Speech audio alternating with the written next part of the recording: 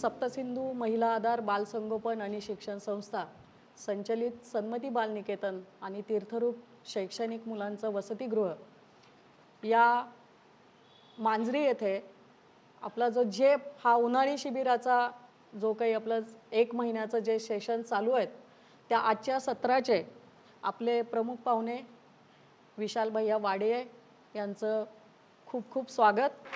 भैयांबरोबर आमच्या ताई, त्यांच्या मातोश्री आणि सगळेच फॅमिली मेंबर्स आलेत, त्यांचंही खूप खूप स्वागत।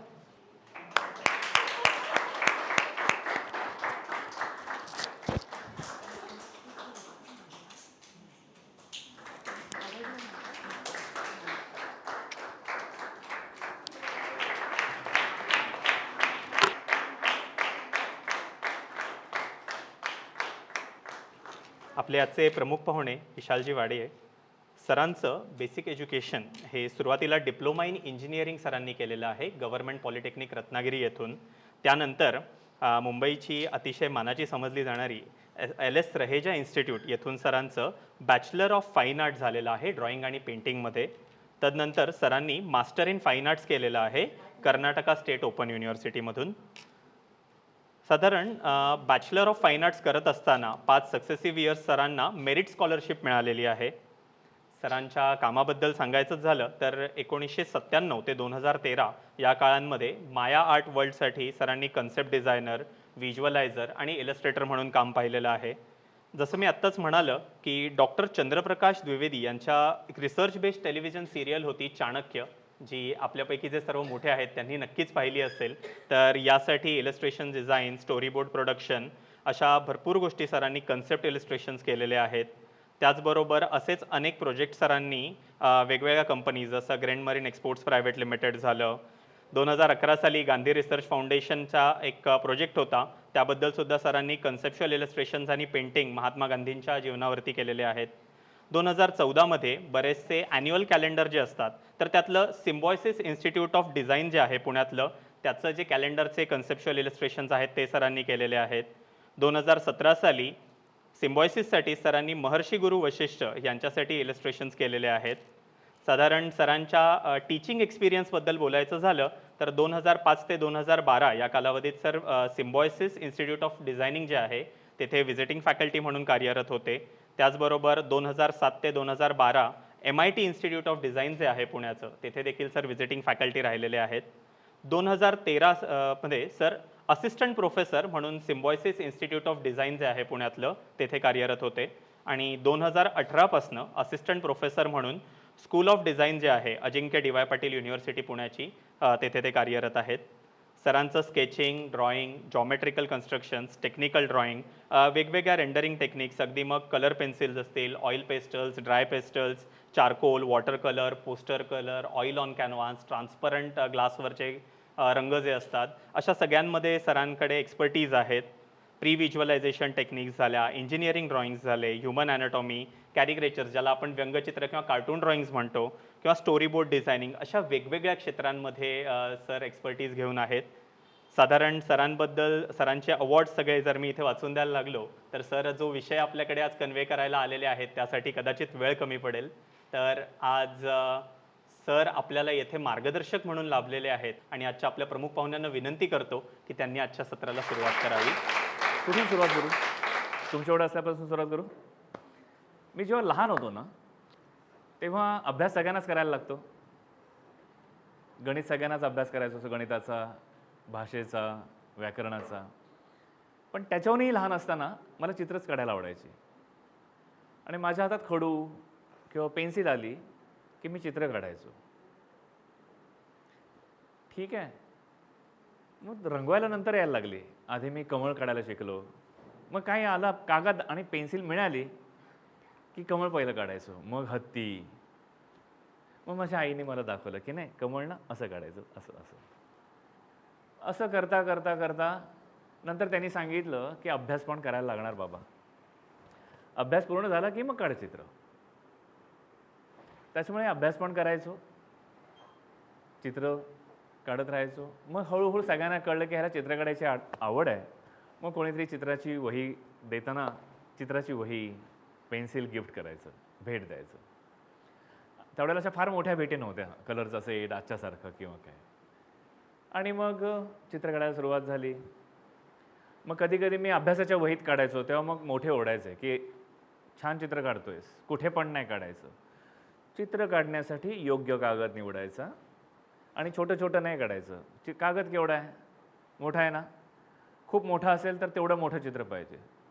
छोटा कागद असेल तर त्या कागदाला समजून, म्हणजे आपण आता फोटो मोबाईलने सगळ्यांनी फोटो काढून बघितलाय, कोणाचा ना कोणाचा फोटो काढलाय सगळ्यांनी मोबाईलने. मग मोबाईलने फोटो काढायचा झाला तर आपण फार लांबून जाऊन काढतो का फोटो, की एवढीशी वस्तू दिसते? खूप जवळ जाऊन काढतो का फोटो? नाही.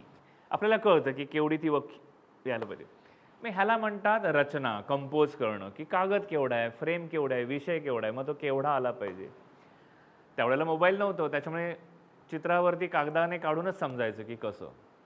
आणि कॅमेरा तर दूरदूरची गोष्ट. तसंच सुंदर अक्षराची पण आवड लावली, की अक्षर असं तसं नाही लिहायचं, अक्षरसुद्धा छान लिहायचं, ती सुद्धा चित्रलिपीसारखंच अक्षर. आणि मला अनेकदा चित्र काढताना मी चित्राच्या खाली जे काही इंग्लिशमध्ये सूचना असायच्या, फटाक्यांचं चित्र आवडलं तर त्याच्या खाली काहीतरी इंग्लिशमध्ये लिहिलेलं असायचं, मी तेही चित्र म्हणून काढायचो. मग कोणीतरी म्हणाले वा याचं इंग्लिश छान आहे, पण मला माहीत नव्हतं की ते मी काय लिहिलं आहे. मी ते जसं आहे त्याच्यामध्ये जशी जेवढी अधीमधी अंतर आहे तसं मी ते सुरक्षित अंतर जे काही अक्षरांमध्ये असतं ते मी समजून बरोबर काढायचो. मग चौथीत गेल्यानंतर कळलं की अच्छा हे अक्षर हे आहे, ते आहे, त्याचा अर्थ हा. म्हणजे अक्षर असो किंवा कुठलंही चित्र असो, ते हळूहळू बघायची सवय लागली. आधी मी बघायचो, ऑब्झर्व करायचो बराच वेळ आणि मग काढायला घ्यायचो. असं पटकन बघितलं आणि काढलं असं झालं नाही. इतकंच काय की कधी कधी कल्पनेतनं सुद्धा मी चित्र काढायचो मनाने. ठीक आहे, मग हळूहळू मोठी माणसं सांगायची की असं नाही, थोडं इकडं मोठं कर, तसं कर. अशी ती आवड लागली. सोबत अभ्यासाची आवड पण झाली. सगळ्यांनी समजून सांगितलं की अभ्यास केलास तर छान प्रगती, नाही तर नुसते चित्र काढून नाही होणार, अभ्यास पण करायला लागणार. त्याच्यामुळे अभ्यास केला व्यवस्थित. चौथीला गेल्यानंतर स्कॉलरशिपची परीक्षा दिली, अभ्यास केला. काय काय विषयांची भीती वाटायची ती सतत सराव केल्यामुळे ती भीती गेली. कळलं? आणि झाला अभ्यास की कधी एकदा चित्र काढतो असं व्हायचं. मग चित्र काढायचं असेल तर मी आधी अभ्यास, गृहपाठ, होमवर्क आधी करून टाकायचो. तो केला की मग मजाच मजा.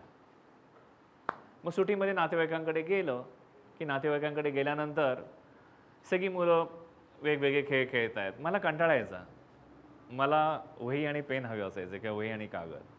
आणि मी आणि मग कळलं की इतर मुलांपेक्षा आपलं जरा जास्तच कौतुक होतं आहे. अरे वा किती छान काढतो हा. मग कौतुक झालं की आणखीन जास्त चित्र काढू असं वाटतं आपल्याला. मग असं सतत काढत राहिलो मी चित्र. तसंच मला गाण्याची पण आवड लागली होती. मी असं काही असलं की मी ऐकायचो. रेडिओवरती त्यावेळेला रेडिओ असायचा आणि ते ऐकल्यानंतर मला वाटायचं की आपण पण म्हणावं. मग काही तुम्हाला पण मूवी बघता ना, तुम्ही पिक्चर बघता ना, मग मला पण काही पिक्चर आवडायचे आणि मला ते पिक्चर आवडायचे ज्याच्यामध्ये कोणतरी गिटार वाजवत आहे, गात आहे आणि पब्लिक वेडं झालंय. हा हा. मग असं वाटायचं की हां आपण पण कधीतरी असं करायचं आणि आपल्याला पण अशी गर्दी वगैरे अशी. पण ही नुसती इच्छा होती, असं काय ठरवलं नव्हतं की हेच करायचं, पण ते आवडायचं बघून. त्याच्यामुळे क्रिकेट खेळताना आऊट झालं किंवा नाही झालं तरी मी फावल्या वेळात समजा रन वगैरे मिळाले की मी ते बॅट अशी पकडून असं असं करायचो गिटारसारखं. मग वडिलांनी माझ्या बघितलं की अच्छा ह्याला गिटारची बहुतेक आवड दिसते. मग एक खेळण्यातलं छोटंसं 2-3 तारांचं टाऊन टाऊन टाऊन टाऊन ते आणून दिलं. मग त्याच्यातनं काय तसा आवाज यायचा नाही जसा पिक्चरमध्ये वगैरे येतो, पण चला मजा यायची त्याच्यामध्ये शोधायला. अशी छोटी छोटी आवड होती. मग गाण्याची पण आवड झाली निर्माण. नियमितपणा आणायचा की अभ्यासाला पर्याय नाही, तो झालाच पाहिजे पहिला.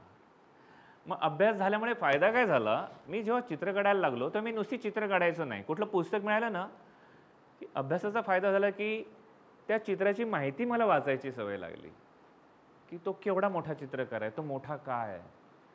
ज्यावेळेला मुलं खेळत असायची त्यावेळेला मी असं चित्र काढून पुन्हा वाचायची पण आवड लागली. एखादी गोष्ट, एखादं चित्र का काढलं, का काढावं असं वाटलं, त्याच्यात कुठले रंग आहेत, कसं आहे. मग सवय अशी झाली की मला ती इतकी सवय लागली की कधी चणे शेंगदाणे किंवा काही असं खाऊ खाल्लं आणि एक पेपर असायचा, तो पेपर लोक फेकून देतात, पण मला त्याच्यात सुद्धा काय चित्राचं सापडलं की मी ते कापून ठेवायचो, कारण मला ती सवय माझ्या आईने लावली. ते टाकून नाही द्यायचं, ते ठेवून द्यायचं. कदाचित कधी चित्र काढावंसं वाटलं तर ते बघून चित्र काढायचं. मग रंगीत मॅगझिन्स असतात, अंक असतात ना, दिवाळी अंक किंवा काय, मग हळूहळू काही पाहुण्यांनी भेट म्हणून दिवाळी अंक दिला की त्याच्यात चित्र असतात आणि गोष्टी असतात. मग नुसत्या गोष्टी नसतात, त्या गोष्टीला अनुरूप त्या गोष्टीचा अर्थ ज्या चित्रांमध्ये कळेल अशी चित्रं असतात. त्याला इलस्ट्रेशन म्हणतात. मला माहीत नव्हतं की भविष्यात मी पण तेच करणार आहे, पण ती आवड लागली. तुम्ही कॉमिक्स बघितले? आता तुमची पिढी खूप लकी आहे, तुम्हाला रेडीमेड बॅटमॅन, सुपरमॅन, स्पायडरमॅन बघायला मिळतं. आमच्या वेळेला असं काय नव्हतं. चित्र होती कॉमिक्समधली, मग स्पायडरमॅन चढतो वरती, मारतो, मग दुसऱ्या बिल्डिंगवर जातो, ते सगळं चित्रातनं असायचं. पण त्यावेळेला मी इमॅजिन करायचो की आवाज टॅन टॅन डिश, म्युझिक सकट मारलं डिश. आता तुम्हाला ते सगळं बघायला मिळतं. आमचा फायदा असा आहे की आम्हाला असं काही रेडीमेड बघायला नव्हतं. त्याच्यामुळे मला ना म्युझिकची आवड लागली आणि बॅकग्राऊंड म्युझिकची आवड लागली. पिक्चर बघताना पाठीमागे आवाज आहेत, ड्रामा आहे, सस्पेन्स आहे, तर मी म्युझिक माझं चालू असायचं. लोक कॉमिक्स नुसतं वाचतात, पण त्या कॉमिक्सला मी म्युझिक देत वाजायचो. कळलं? मला माहीत नव्हतं की ह्याला नंतर काय म्हणतात, डबिंग म्हणतात का व्हॉइस ओव्हर म्हणतात, ते अलीकडे कळायला लागलं. पुस्तक वाचलं तर सिद्धी जोहरचा आवाज मी वेगळा काढायचो, शिवाजी महाराजांचा आवाज वेगळा, मावळ्यांचा आवाज वेगळा. मग मला शाळेमध्ये 4थीत असताना आमच्या बाई होत्या, अभ्यंकर बाई, त्यांना कळलं की हे काहीतरी वेगळंच करते मुलगं. मग त्यांनी मला नाटकात घेतलं, पण नाटकात म्हणजे लोकांना दिसणारं नाटक नव्हतं, लोकांना ऐकू येणारं नाटक होतं ते. आणि त्यांनी 1 महिनाभर म्हणजे तयारी करून घेतली. मग शिवाजी कसा बोलेल, तो कशी हाक मारेल सवंगड्यांना, तो नाही आणखीन जोरात जवळ उभे असतील तर कसा बोलेल, कारण ते आकाशवाणीवरती सगळ्या लोकांना ते इमॅजिन झालं पाहिजे. नुसती ते आवाज ऐकून लोकांच्या समोर चित्र उभं राहिलं पाहिजे, तो प्रसंग उभा राहिला पाहिजे, अशी ती गंमत होत गेली. म्हणजे अभ्यासही होत राहिला, चित्रकलाही होत राहिली, डान्स पण करायला मला घेऊन जायचे लोक. कुठे आजूबाजूला काय असलं लग्न वगैरे वाजायला लागलं की मी पटकन कपडे करून नाचायला जायचो.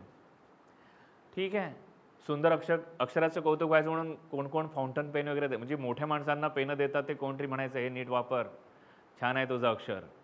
असं भेटी मिळायला लागल्या छोट्या की ज्याच्यामुळे मी पुन्हा जास्त बसायचो.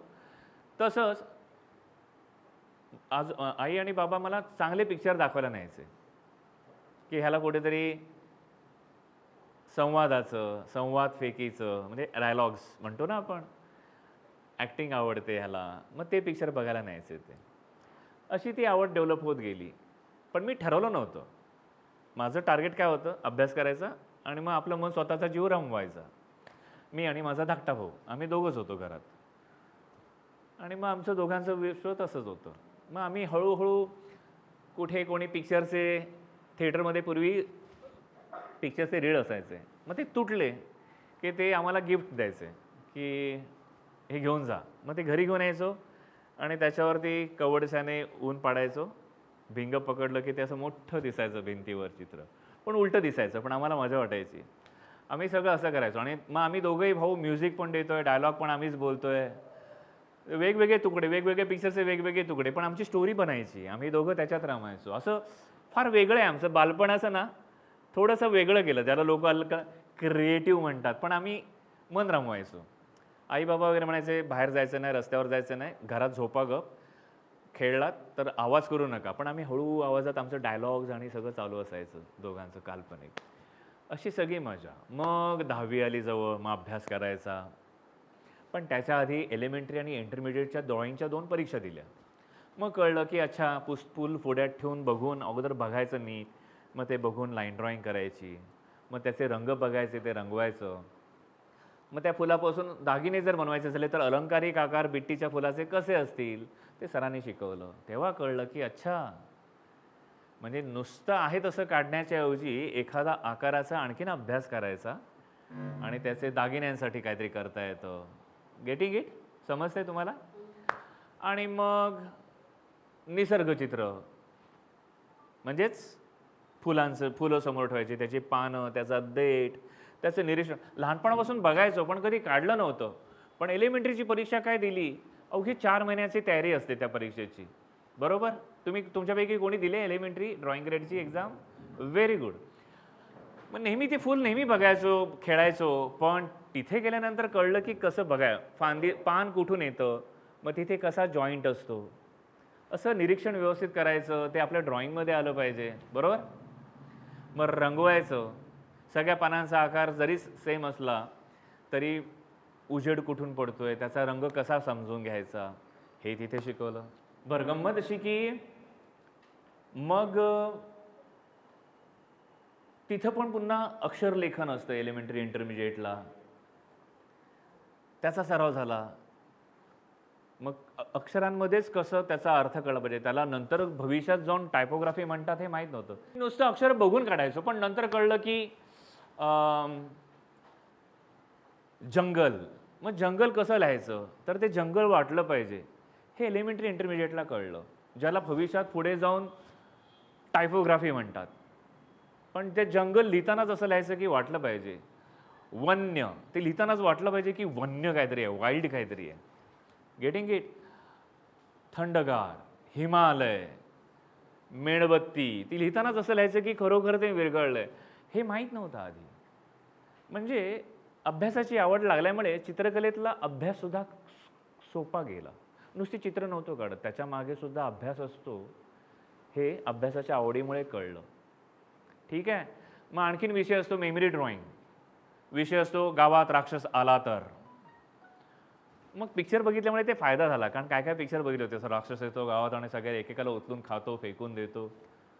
पण अशी चित्र काढायची सवय लागली हळूहळू हळूहळू. नाहीतर अगोदर मी काय करायचो, आवडतं ती चित्र काढायचो. कधी अमिताभ बच्चनचं चित्र आवडलं तर काढलं, कधी आणखीन काय आवडलं तर काढलं, कधी निसर्ग चित्र बघितलं, मग फक्त बघून काढायचो, ते छानच. पण हळूहळू विचार करून, जे कुठे आसपास नाही आहे पण जे आपल्याला माहिती आहे, जे आपल्या कल्पनेत आहे, जे आपण कोणाला तरी सांगितल्यावरती तो कल्पना करेल, पण नुसतं ते इथल्या इथे राहिलं, पण ते कागदावरती काढता यावं, असं एलिमेंटरीच्या परीक्षेला सराव झाला. मग दुसरी एक्झाम आली पुढच्या वर्षी, इंटरमिजिएट. मग चित्रकलेची आवड झाली. मग पुढे कळलं की एलिमेंटरी आणि इंटरमिजिएटची परीक्षा दिली तर चित्रकार होता येतं. पण मी ज्या गावात होतो तिथे चित्रकलेचं कॉलेजच नव्हतं. ते मुंबई आणि कोल्हापूर आणि पुण्यामध्ये होतं. मग ते कठीण होतं माझ्यासाठी. त्याच्यामुळे 10वी झाली आणि मी इंजिनिअरिंग कॉलेजच्या रांगेत जाऊन उभा राहिलो आणि मी तिथे इंजिनिअरिंगची ॲडमिशन घेतली. खरं मला आवड होती चित्रकलेची, पण मी रडलो नाही की मला इंजिनियर नाही बनायचं आहे, मला चित्रच काढायचे आहे. असं काय समजूतदार मुलगा होतो ना, कारण रत्नागिरीतला होतो. हां, मुंबईत असं तर चान्स असतो आपल्याला की मला इथेच जायचं आहे. तिथे चॉईस नव्हता, तिथे स्कूलाफाट नव्हतंच आणि अशी कुठली सुविधा नव्हती की डिस्टंट लर्निंग असं ना, की इकडं तयारी केली आणि तिकडे जाऊन हे केलं. ते कॉलेजमधल्या ॲक्टिव्हिटीजमध्ये चित्र काढायचो. आणि मग एक दिवस तिथल्या सरांनी माझ्या वडिलांना बोलवून घेतलं आणि त्यांनी वडिलांना सांगितलं की तुमचा मुलगा खूप चांगला चित्र काढतो. मी आधी घाबरलो, मला वाटलं काय कंप्लेंट करायला बोलवलं की काय, मी काय चुकलो की काय. पण त्यांनी सांगितलं की हा खूप छान चित्रकार आहे, तो इंजिनियर होईलच, पण चित्रकार म्हणून झाला तरी पण त्याच्यात ते आहे, व्यवसाय म्हणून करायला चित्रकलासुद्धा चांगली आहे, हे त्यांनी वडिलांना सांगितलं. पण ठीक आहे, वडिलांनी ऐकलं, सोडून दिलं, कारण शेवटी मुंबईत जाणार कोण, राहणार कुठे, आणि हॉस्टेल वसतिगृह फक्त जे स्कूलाफाट हे एका संस्थेचं आहे, बाकी कोणाचंही वसतिगृह नाही आहे. आणि कोण ठेवून घेणार कोणाला, कुठे नातेवाईक वगैरे, आणि 5 वर्षांचं ड्रॉइंगचा अभ्यास, कठीण. त्याच्यामुळे इंजिनिअरिंग पूर्ण केलं.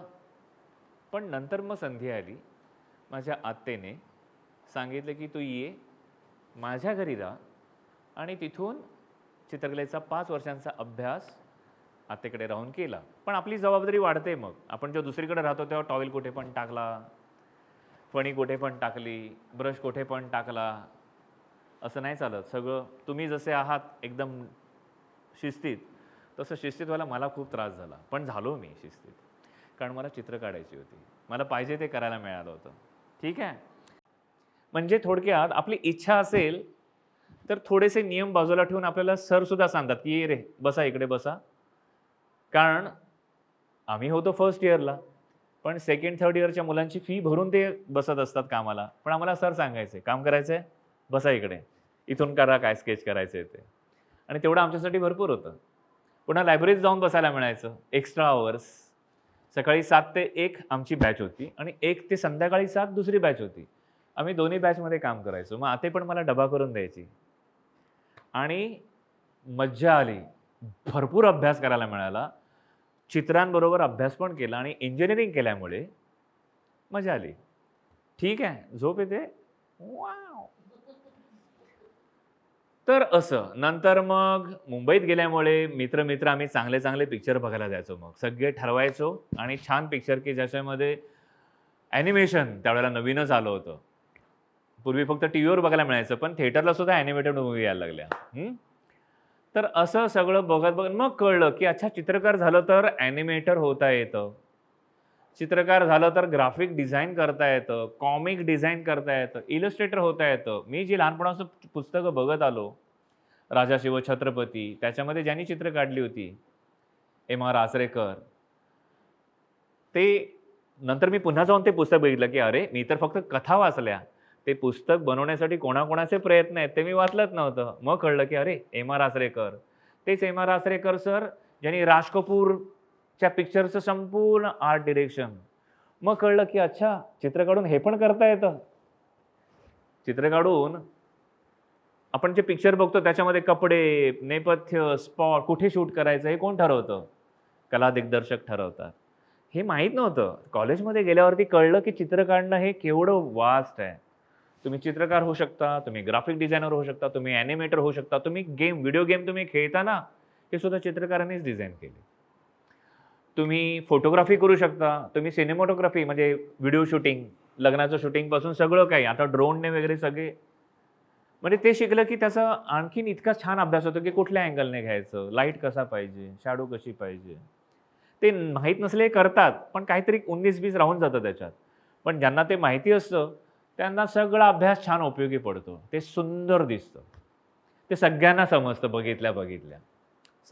समजतंय? तर असं सगळं. मग कळलं तिकडे जाऊन, कॉलेजमध्ये जाऊन, की अरे बापरे! शरीराचा पण अभ्यास असतो. आणि डॉक्टरांनी एवढाच, इतकंच काय, डॉक्टर लोकं जो अभ्यास करतात शरीरशास्त्राचा, तो चित्रकारानेच निर्माण केला अभ्यास. लिओनार्डो डा विंची 15व्या शतकामध्ये. त्याने शरीराचा कसा अभ्यास केला, तर त्याने पोपची परमिशन घेतली. त्याने जिवंत माणसांचा अभ्यास केलाच, पण जी माणसं मरतात, ख्रिश्चन समुदायामध्ये ती गाडली जातात, पण त्याने परमिशन घेतली पोपची. त्याने प्रेतांचा अभ्यास केला. आता जे डॉक्टर पोस्टमॉर्टम करतात, मग जिवंत माणसाचं कुठे करायला मिळणार आहे? त्या काळात नव्हतंच काही. मग त्याने तसा अभ्यास केला आणि प्रत्येक नस, प्रत्येक हाडाचा अभ्यास केला आणि तो अभ्यास आम्हाला तिकडे असायचा. कळलं? आणि इंजिनिअरिंग करून गेल्यामुळे मला तो अभ्यास नकोसा कधीच वाटला नाही. त्याच्यामुळे ज्याचं कोणाकोणाची हाडं मोडलेत पडून वगैरे. हाडांची नावं माहिती आहेत? कुठलं हाड मोडलंय ते? नाही? आम्हाला माहिती असतं. कळलं? मग प्रत्येक हाडाचं नाव आहे. अल्ना, रॅडियस, ठीक आहे, टिबिया, फायब्युला. प्रत्येक हाडाला नाव आहे. आपण कसं चपाती दे, पुरणपोळी दे, नाव आहे. पुरण घातलं आतमध्ये की तिचं नाव बदललं. तसं प्रत्येक हाडाचं नाव आहे, त्या हाडाचं नाव आहे. मग कळलं की अच्छा, आणि हा अभ्यास, चित्रकलेचा अभ्यास आणखीन कुठे घेऊन जातो? गुन्हेगारी कथा. एखादा चोर असतो, लुटारू असतात, त्यांचं वर्णनावर्ण चित्र काढायला लागतात. आणि मी त्या सरांना पण तुम्हाला इंट्रोड्यूस करीन. ते पण येतील इकडे, गिरीश सरवड सर. ते खास पोलिसांसाठी काम करतात. लोकं त्यांना सांगतात, मला ज्याने मारलं ना, तो असा होता, त्याची मिशी होती, असा होता, असा होता, आणि ते लगेच चित्र काढतात आणि पोलीस लगेच पकडतात. बरोबर. पण तो अभ्यास माझा पण झाला. आमचा सगळा अभ्यास होतो. अच्छा, वर्णनावर्ण चित्र काढा. मग मी पण तशी 2-3 कामं केली पोलिसांसाठी. पण मी काढलेली चित्रांमुळे चोर काही सापडले नाहीत. कारण ज्याने माहिती सांगितली त्याला नेमकं आठवत नव्हतं की मिशी जाड होती की बारीक होती. हां. कारण आता कल्पना करा, तुम्हाला कोणतरी धक्का मारून जातो आणि तुम्ही त्याला बघता आणि विचारलं की सांग त्याचं शर्ट कसं होतं, लाल होतं, ग्रे होतं, काळं होतं. मग मी काय काढणार? पण अशी गंमत असते, पण तेवढं तल्लक असावं लागतं आम्हाला. मग आम्ही असे खूप पर्याय काढतो. मग त्याला विचारतो की असा होता, असा होता, हां असे डोळे होते पण ओठ असे होते, अशी मिशी होती पण मान अशी जाड होती. अशी ती गंमत असते. पण आता खूप सोपं झालंय. आता तर कॉम्प्युटरवरती सगळं होतं. आहे ना? आता कॉम्प्युटरवरती सगळं होतं. पण ज्याचा हा शास्त्रशुद्ध अभ्यास झालाय, त्याला मग कॉम्प्युटरमुळे आणखीन फास्ट होतं. त्याच्यामुळे आम्हाला जो अभ्यास करायला लागला भरपूर, तेवढा नाही, पण थोडा अभ्यास टेक्नॉलॉजीमुळे सोपा होतो. कारण आता लॅपटॉप घेऊन प्रत्येक चित्रकार हल्ली लॅपटॉप घेऊन कॉलेजला जातो.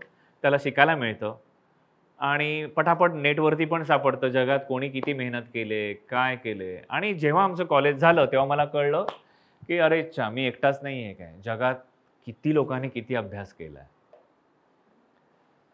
आधी वाटायचं की चित्र मी भरपूर काढीन, पण नंतर कळलं की जगात लोकांनी एवढं काम केले की काय करायचं शिल्लकच नाही ठेवलंय. पण तसं नसतं. आपण आपल्या परीने करत राहिलं की कळतं की नवनिर्मितीच असते ती. कळलं? आपण जे काही करतो ना, ते नवीन असतं. आपण जोपर्यंत दुसरं काही कॉपी करत नाही आहोत, त्याचं स्वतःचं काहीतरी टाकलं, की ती नवनिर्मिती असते, मजा असते. मग ते तुम्हाला मी व्याख्या आणखीन नंतर सांगेन. आता जास्त काय नाही. आता फक्त शाळेत गेल्यानंतर मला चित्र काढायला लागली, चित्र काढायला लागलो. पण त्याआधी तुम्हाला सांगतो की बाराखडी सगळेच शिकले. अ पासून ञ पर्यंत. सगळ्यांनाच येते, बरोबर ना? पण ते ज्ञान मिळाल्यानंतर कोणी वार्ताहर बनतो,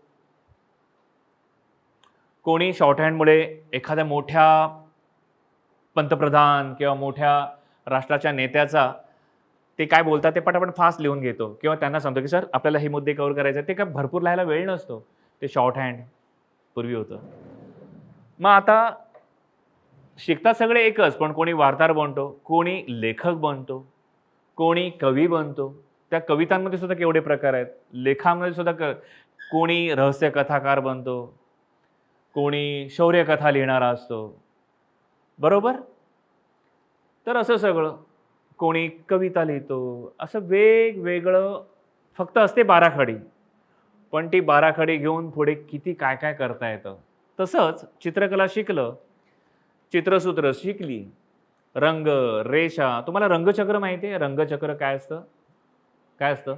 चक्र असतं जे रंगीत असतं? मग काय असतं? कोण सांगेल रंगचक्र काय असतं? माहिती आहे? रंगचक्र तुम्ही पुस्तक ड्रॉइंगचं विकत घेतलं तर त्याच्यामागे असं एक सर्कल असतं. कुठेतरी येलो असतो, कुठेतरी रेड असतो, कुठेतरी ऑरेंज असतो, कुठेतरी ब्लू असतो. ते काय असतं ते मी खूप छान समजून सांगेन तुम्हाला. फक्त आपण पुन्हा कधीतरी ते सेशन ठेवूया. मी तुम्हाला कलर व्हील समजून सांगणार, त्याचा वापर कसा करायचा समजून सांगणार आणि त्याचा वापर केला की हा रंग आहे ना, मग ह्याला कुठले पडदे चांगले दिसतील? ह्याला फर्निचरला कुठलं पॉलिश असतं तर छान दिसलं असतं? हे तुम्ही सांगू शकाल. एवढं मी छान पद्धतीने तुम्हाला सांगेन. कारण मुलं शिकतात शाळेमध्ये शिकतो ते आपण फक्त एक चौकोनामधले रंग वापरायचे, एक सर्कल, एक रेषा, वक्ररेषा, भाग झाले की त्याच्यात भरायचं की झालं. पण तसं नाही. तर ती मजा असेल. The desire to communicate grows with communication. आपण गप्प बसलो ना तर काही होत नाही. आपण समजा हरवलो कुठेतरी. कुठेतरी हरवलो की कुठे माणसाचं चिटपाखरूच नाहीये. कोणीच नाही. सगळे कुठे गेले माहीत नाही. हरवलो आपण. आपल्याला आपली भाषा पण नाही ऐकू येत आहे. माणसाचं मागमूसच नाही कुठे. पण अचानक कुठेतरी एखादं चित्र दिसलं, भले वेडवाकडं का असेना, तर आपल्याला खूप हायसं वाटेल. का वाटेल? माणसाने काढले याचा अर्थ कुठेतरी माणूस आहे. पण तो माणूसच नसेल. त्याने खूप वर्षांपूर्वी काढलंय असं. त्यांना कास्ट अवे पिक्चर दाखवा. Cast away. कास्ट अवे हिंदीमध्ये. मग त्यांना कळेल की अरे काहीतरी त्या चित्राशी देणं घेणं असेल. हां, माणसाने काढलंय ना, मग तो माणूस ते बघेल आणि तेच आपण आता बघितलं तर हां, तू काढलंस काय? ठीक आहे. आपण निघून जाऊ. पण जेव्हा कशात काय नसेल बघायला अभिव्यक्ती, तेव्हा त्यात एक-एक रेषेचा आपण अर्थ लावून बघू, की अरे हे कोणी काढलंय? आणि खूप हजारो वर्षांपूर्वी माणसाला जेव्हा बोलताही येत नव्हतं, तेव्हा जगातली सगळ्यात पहिली भाषा काय माहिती आहे? कोणती आहे भाषा? सगळ्यात पहिली लँग्वेज माहिती आहे कोणती आहे? जगातली सगळ्यात पहिली भाषा चित्रांची भाषा आहे.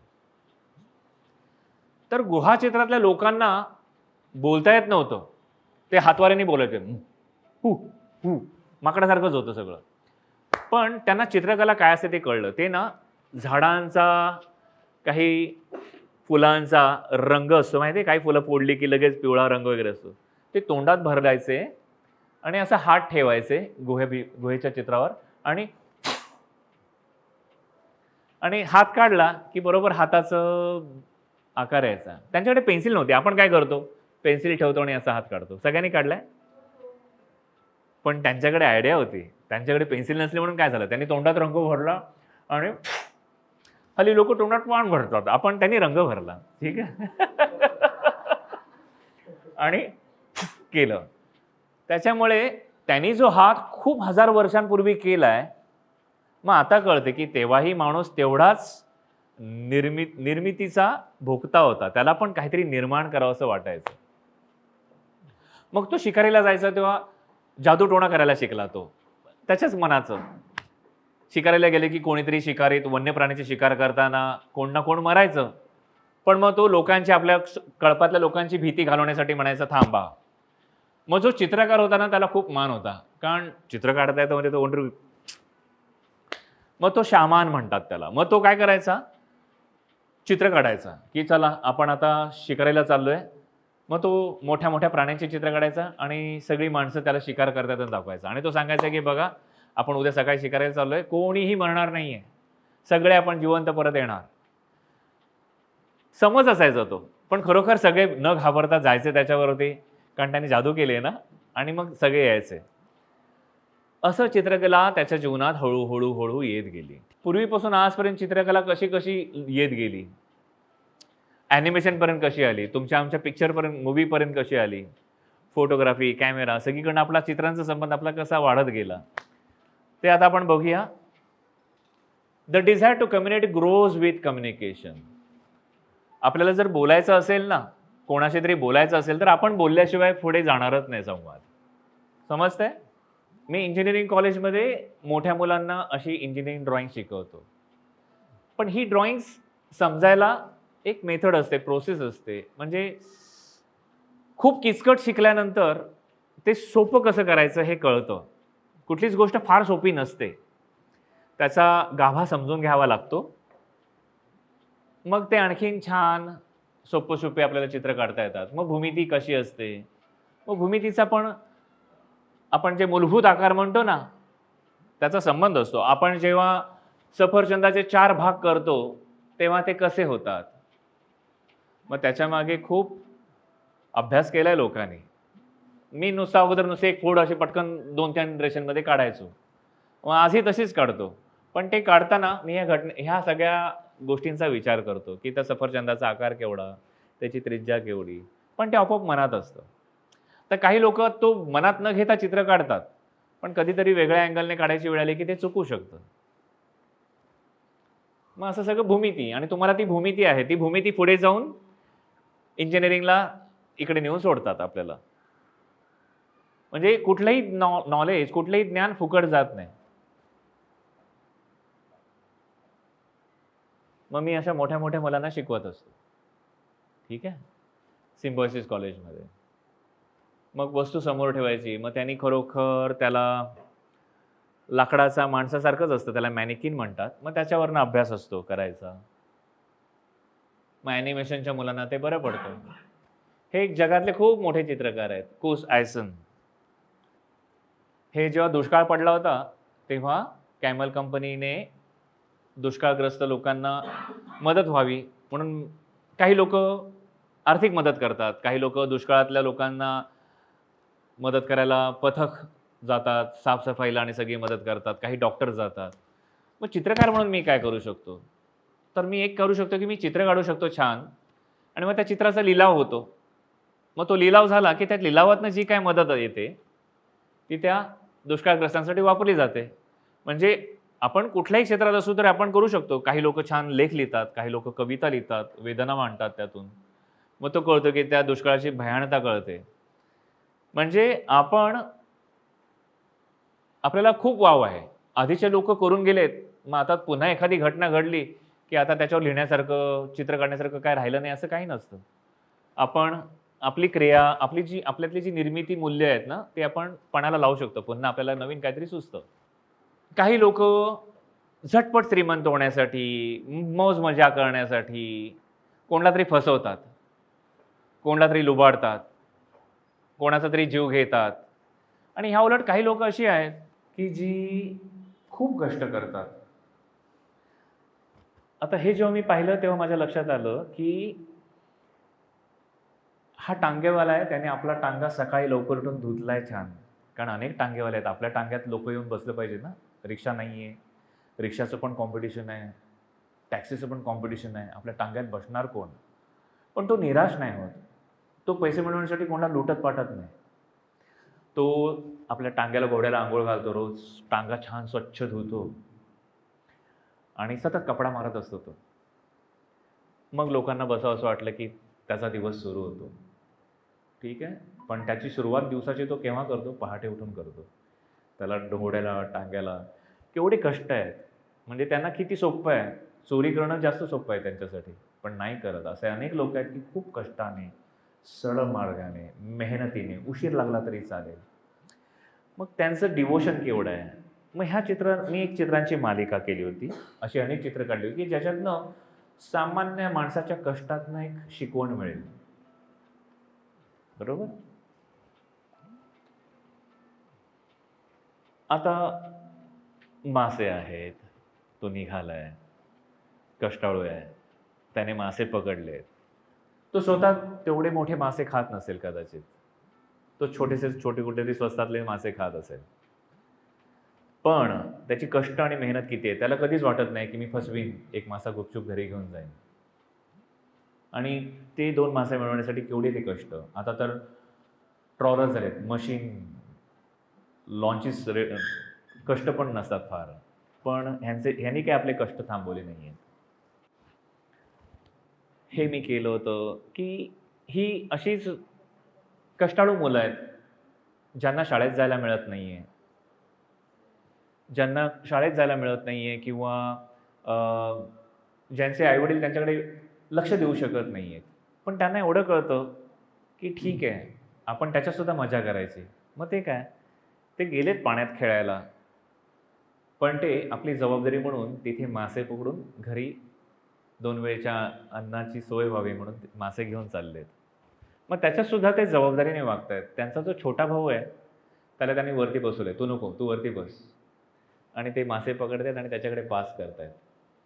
त्याच्या शर्टाला बटन नाहीये. त्याने मोठ्या भावाचंच शर्ट घातलंय. आहे ना? म्हणजे त्यांचे आई-वडील आपल्याला दिसत नाहीयेत. पण ते कुठे राहत असतील? त्यांचे कष्ट किती असतील? ह्या चित्रातनं त्यांचं घराचं चित्रसुद्धा आपल्या नजरेसमोर उभं राहतं. बरोबर? एक क्रांतिकारक होता बिरसा मुंडा म्हणून.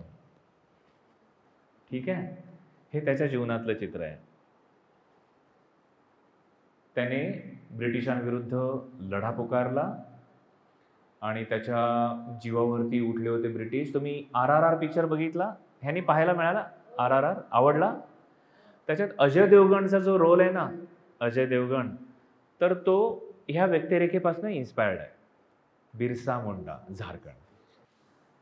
तर तोच तो बिरसा मुंडा. जसे आपल्याकडे शिवाजी महाराज सगळीकडे माहिती आहेत, तसं झारखंडमध्ये त्याच्या नावाचं स्टेडियम आहे, एअरपोर्ट आहे, सगळीकडे त्याचं नाव आहे, बिरसा मुंडा. ठीक आहे. आणि ब्रिटिश त्याला एवढे घाबरले, की ब्रिटिशांनी त्याला 23व्या वर्षी त्याला मारलं. आणि जगाला खोटं सांगितले, की नाही तो जेलमध्ये मेला. प्रत्यक्ष त्यांनी त्याला मारून टाकलं. मग एक लंडनचा प्रोजेक्ट होता. मग त्याच्यासाठी काही भारतातल्या चित्रकारांची निवड झाली. त्याच्यात मीही होतो. मग बकिंगहॅम पॅलेस असे काही प्रसंग होते, की त्याचे फार फोटोग्राफ तपशीलवार नव्हते. मग मला तो तपशिलांचा अभ्यास करायचा. मग बकिंगहॅम पॅलेस कसा असेल, त्या काळात लोकं कशी असतील. मग पिक्चर बघायचो ना बारकाईने, त्याचा वापर इकडे झाला. नाहीतर मी आणणार कुठनं हे? कुठल्या लोकांना उभं करणार? आणि ह्या अँगलने. मग इंजिनिअरिंगमुळे ना पर्स्पेक्टिव्ह वगैरे ड्रॉइंग करतो. भूमिती कळते. भूमिती कळलं, की खूप काम सोपं होतं. त्याच्यामुळे वरच्या अँगलने बघितले, की ही लोकं कशी दिसतील? दूरदूरचे लोकं कशी दिसतील? असं ते चित्र उभं राहिलं.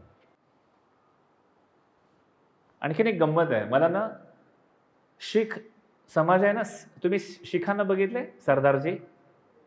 हां, मला एक गोष्ट माहीत नव्हती सरदारजींची अनेक वर्ष. पण हा विषय आला लंडनचा, तेव्हा त्यांच्याकडनं कळलं मला, की अच्छा, हे शीख लोक आहेत ना, त्याच्यामध्ये त्यांचा धर्मग्रंथ जो आहे गुरु ग्रंथ साहब, ठीक आहे, त्याच्यामध्ये आपल्या संत रोहिदासांची सुद्धा रचना आहेत. संत रोहिदासांची सुद्धा त्याच्यामध्ये पदं आहेत गुरु नानकांच्या.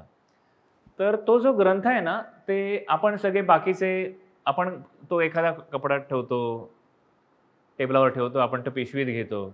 पण गुरु ग्रंथ साहेब हा ग्रंथ जगातला असा धर्मग्रंथ आहे की जो जमिनीवरती ठेवायचा नसतो. तो एकतर गुरुद्वाराच्या आतमध्ये चौरंगावर ठेवायचा आणि तिथून तो पुन्हा चौरंगावर येईपर्यंत फक्त डोक्यावरती ठेवायचा, बाकी कुठे ठेवायचं नाही. आणि सगळ्यात गंमत म्हणजे युद्ध जेव्हा होतं तेव्हा एक सरदार असतो, आलटून पालटून एक सरदार असतो, जो दोन्ही हाताने ठेवतो, हातात बंदूक वगैरे घेत नाही, फक्त धर्मग्रंथ असतो. आणि युद्ध खेळताना जीव गेला तरी चालेल, पण तो खाली नाही ठेवायचा. आणि मग त्याला कव्हरअप द्यायला इतर जण असतात. तुम्ही व्हिडिओ गेम वगैरे खेळता तेव्हा कव्हरअप वगैरे तुम्हाला कळत असेल, बरोबर ना, खेळताना.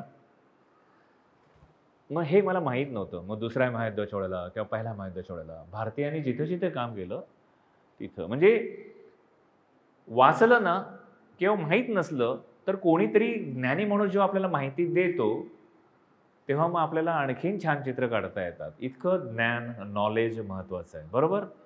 नाहीतर आपण नुसती चित्र एके चित्र तेच काढत राहू. कारगिलचं युद्ध झालं होतं माहिती आहे भारताचं. विजय दिवस आपण मनवतो ना सगळे विजय दिवस. मग तिथे कारगिल, पाकिस्तानने आपला भारताचा काही भाग घेतला होता, म्हणजे काही डोंगर घेतले होते आपले, आणि आपल्या सैन्याने ते परत मिळवले. तो विषय काढायचा होता. मग ही जी तोफ आहे बोफोर्स, आणि ॲक्च्युअल तिचं नाव आहे होवित्झर तोफ. आता मला ती काढायची तर ती मला कशी असते ती माहिती पाहिजे. मी काय पण काढून चालणार नाही तिथे. मग मला होवित्झर तोफेचा अभ्यास करायला लागला, तसाच जसा एखाद्या इंजिनियरला करायला लागतो. मग मी ती तोफेचा अभ्यास केला. मग कुठल्या अँगलने ती घ्यायची, मग त्या अँगलने कोण फोटो देईल का. मग काही आर्मी ऑफिसरची ओळख झाली, मग त्यांनी तो फोटो पाठवला की तुला ह्या अँगलने पाहिजे, ठीक आहे देतो. पण त्यांनी खात्री केली की कोणला हवेत फोटो, कशासाठी हवेत. मग कम्युनिकेशन वाढलं माझं. म्हणून मी सुरुवातीला एक वाक्य दिली होती ना, चित्रामुळे ना खूप लोक जोडली गेली. मला माहीत पण नव्हतं की मला होवित्झर तोफ जीवनात कधीतरी काढायला लागेल, आर्मी ऑफिसरची ओळख होईल. पण ही मग सगळी माहिती, मग ते नेमकं कसं आहे. मग त्यांनी तिथले, बाबा कसा पण डोंगर काढून नाही चालणार, काय काळजी करू नको, आम्ही तुला एक्झॅक्ट तिथले फोटो पाठवतो. मग त्या स्पॉटवरनं तिथल्या मग .27, टायगर हिल, त्याचे त्यांनी फोटो पाठवले. मग ते चित्र आणखीन नाहीतर ठीक आहे लोकांना ते कळलं असतं, पण आता ते अचूक झालं, बिनचूक झालं. मी तिथे गेलो नाही, मला बघायला मला अजून ते भाग्य मिळालं नाही. पण मला फोटो पाठवणारे कोणतरी मित्र झाले, त्यांनी फोटो पाठवले आणि ते सगळं चित्र व्यवस्थित उभं राहिलं. त्याच्यामुळे ते जेव्हा आर्मीतले लोक बघतात तेव्हा ते म्हणतात की अरे तू प्रत्येक गोष्ट अचूक असंच असतं, अरे असंच असतं. मी तिथे काय पण नाही केलंय, समजलं. हे बॉम्ब्स आहेत, बॉम्ब शेल्स तोफेमध्ये टाकतात, लोड करतात आणि बुम. बरं, हे तोपर्यंत बंबार्डिंग करतात जोपर्यंत त्यांचे सैनिक आहेत ना, आपले सैनिक, ते तिथे पोहोचेपर्यंत आधी बंबार्डिंग करून घेतात. पण आपले सैनिक तिथे पोहोचताना सांगतात आम्ही जवळ आलोय, मग तेव्हा ते बंबार्डिंग थांबवतात. बरं, नुसतं बंबार्डिंग करत नाही, तिथंच उभं राहत नाही, ही जागा ना बदलत असतात. कारण जिथून बॉम्ब फेकला तिकडच्या तोफांकडे पण अशी तोफा असतात की त्यांना कळतं की कुठल्या दिशेवरनं बॉम्ब आलाय, ते ताबडतोब तिकडनं व्हूम येऊन पडतं आपल्याकडे. त्याच्यामुळे एक ठोकला की लगेच जागा ते चेंज करत असतात थोड्या वेळाने. हे माहीत नव्हतं मला. पिक्चरमध्ये बघितलं, पण पिक्चरमध्ये एवढं डिटेलमध्ये काही दाखवत नाहीत. मग अशी गंमत असते. मग वाचावं लागतं. म्हणजे चित्र एवढंसं काढलंय मी चित्र एकच काढलंय, पण त्याच्यासाठी किती वाचायला लागलं मला. मजा आली, मला खूप वाचायला मिळालं. संत रोहिदास, आता ते गुरु नानकांच्या काळातले. मग पण त्या काळात कुठली हत्यारं, मग ते चपला शिवत ईश्वराचं भक्ती करायचे, लोक प्रबोधन करायचे, लोकांना समजून सांगायचे की काय करावे, काय करू नये, काय चुकीचं आहे. आणि मग लोक जमलेली आहेत. मग त्या काळात भजन कीर्तनातनं ते समजून आता कसं एखाद्या गाण्यामुळे आपल्याला एखादी गोष्ट लक्षात राहते, बरोबर. मग त्या काळात ते लोकांना कसं जगावं ते त्यांच्या भजन कीर्तनातनं सांगायचे. पण मग हे छोटं छोटं काही गोष्टी, की आता माणूस जिथे आहे तिथे मग कुत्रा पण असणार. मग अशा काही गोष्टी मी तिथे, नाहीतर कॅलेंडर जर बघितलं तर आपण फक्त एवढेच असतं. पण संत रोहिदास जेव्हा जगले असतील, जेव्हा ते ते त्यांचं काम चालू असताना त्यांनी काम चालू ठेवून कधी सोडून गप्पा नाही मारल्या. मग त्यांचं काम पण चालू आहे. मग कसं त्यावेळेचं वातावरण असेल असं नजरेसमोर उभं केलं. समजतंय? हे चित्रसुद्धा लंडनमध्ये आहे. मग हे पिक्चर बघायची आवड होती. वडील म्हणायचे, की "हा पिक्चर बघितलायस? हे गाणं बघितलंयस? बघ." मग मला तो पिक्चर लहानपणी खूप बोरिंग वाटला होता. मला कळला नव्हता ना तेव्हा तो. पण जेव्हा मोठं झाल्यावर कळलं आणि नंतर तर लंडनमध्ये तर त्यांनी सांगितलं, की आजही भारतात अजूनही ते प्रॉब्लेम आहेत आणि भारतात नाही जगात आहेत. जिन्हें नाज है हिंद पर वो कहाँ है? मग कुठे गेले सगळे? अजूनही प्रॉब्लेम तसेच आहेत. अजूनही आपल्याला खूप काम करायचं आहे सर्वांना मिळून, आहे ना, प्रगतीसाठी. मग तो मेसेज त्याने चित्रपट काढला. तो पिक्चर तुम्ही कधीतरी बघा मोठे झालात की. मग त्याचा भाऊ त्याला म्हणतो, की "नाही, तू काही कामकाज करत नाही आहेस." मग तो त्याला जेवायला पण देत नाही. मग त्याला वाईट वाटतं. तो निघून जातो घरातनं, आहे ना. आणि मग तो बघतो, तो चित्रपट वेगळ्याच लेवलला जातो. त्याला समाजातले प्रॉब्लेम्स दाखवलेत त्याने. समाजामधले किती किती समाजामध्ये अंधकार आहे. मग त्यांना ते चित्र हवं झालं. हे प्यासा. मग आता हे सगळं चित्रपटामध्ये नव्हतं. पण मी आजही तेच आहे हे दाखवून दिलं, की लोक किती ॲडजस्ट करतात, लोक किती कॉम्प्रोमाइज करतात. शिक्षण नसेल, जागृती नसेल तर लोक कसं तिथेच कितपत पडतात. हे गुजरातचे एक संत आहेत जलाराम बाप्पा. तुम्ही बघितले जय जलाराम? डालड्याच्या डब्यावरती वगैरे चित्र असतं, तेलाच्या डब्यावरती काही ठिकाणी. मग त्यांचा एवढाच फोटो असतो. पण मला त्यांनी सांगितलं, की त्यांच्या जीवनातला एक प्रसंग करायचा. म्हटलं मी त्यांना बघितलं नाही, मी एवढाच फोटो बघितलाय. मग मी नुसता चित्रकार असतो तर मी नुसतं एवढंच काढलं असतं. पण जेव्हा मी एवढं सगळं शिकलो, तेव्हा शरीरशास्त्र, ते पर्स्पेक्टिव्ह सगळं मिळाल्यामुळे मला नजरेसमोर असं गर्दी सगळं असं उभं करता येतं आणि मला ते दिसतं. मग मी ते फक्त कागदावरती काढत जातो. कळलं? पण ते बघायची दृष्टी हे ज्ञान देतं आपल्याला, कॉलेजमधलं शिक्षण देतं. मग ह्याची मी थोडक्यात सांगेन. एका डॉक्टर मॅडमना त्यांच्या मुलाचं चित्र काढायचं होतं. पण मी म्हटलं एक काम करूया, आपण नुसतं चित्र काढायच्याऐवजी त्याला काय काय आवडतं? त्याला म्हटलं अभ्यासात आहे, पण त्याला शिवाजी खूप आवडतो. रादर तो स्वतःला शिवाजी समजतो. तो ह्या खोलीतनं त्या खोलीत जातो म्हणून टकडक टकडक टकडक टकडक करत जातो. तो एकटाच खोलीमध्ये गुपचूप बघितलं तर एकटाच तो शिवाजीसारखा बोलत असतो, खेळणी वगैरे. म्हटलं अच्छा. आणि मग मी त्या मुलाला बोलवलं. त्याच्या हातामध्ये एक पेपरचा रोल दिला. त्याला म्हटलं फक्त असा बोलून बोलतोयस असा कर. मग तसं केलं. पण नंतर मी असं दाखवलं, की तो घरात लोडाला टेकून बसलाय, पण जणू तो शिवाजी आहे. शिवाजीचा घोडा आहे. जणू काय. मग पुढे हळूच आणि त्याचा हिरो तिथे आहे आणि अभ्यास. मग त्या मुलाचं शास्त्र तत्व आहे, की हिस्ट्री अभ्यास कुठला करायचा? हिस्ट्री घडवायची. असं ते.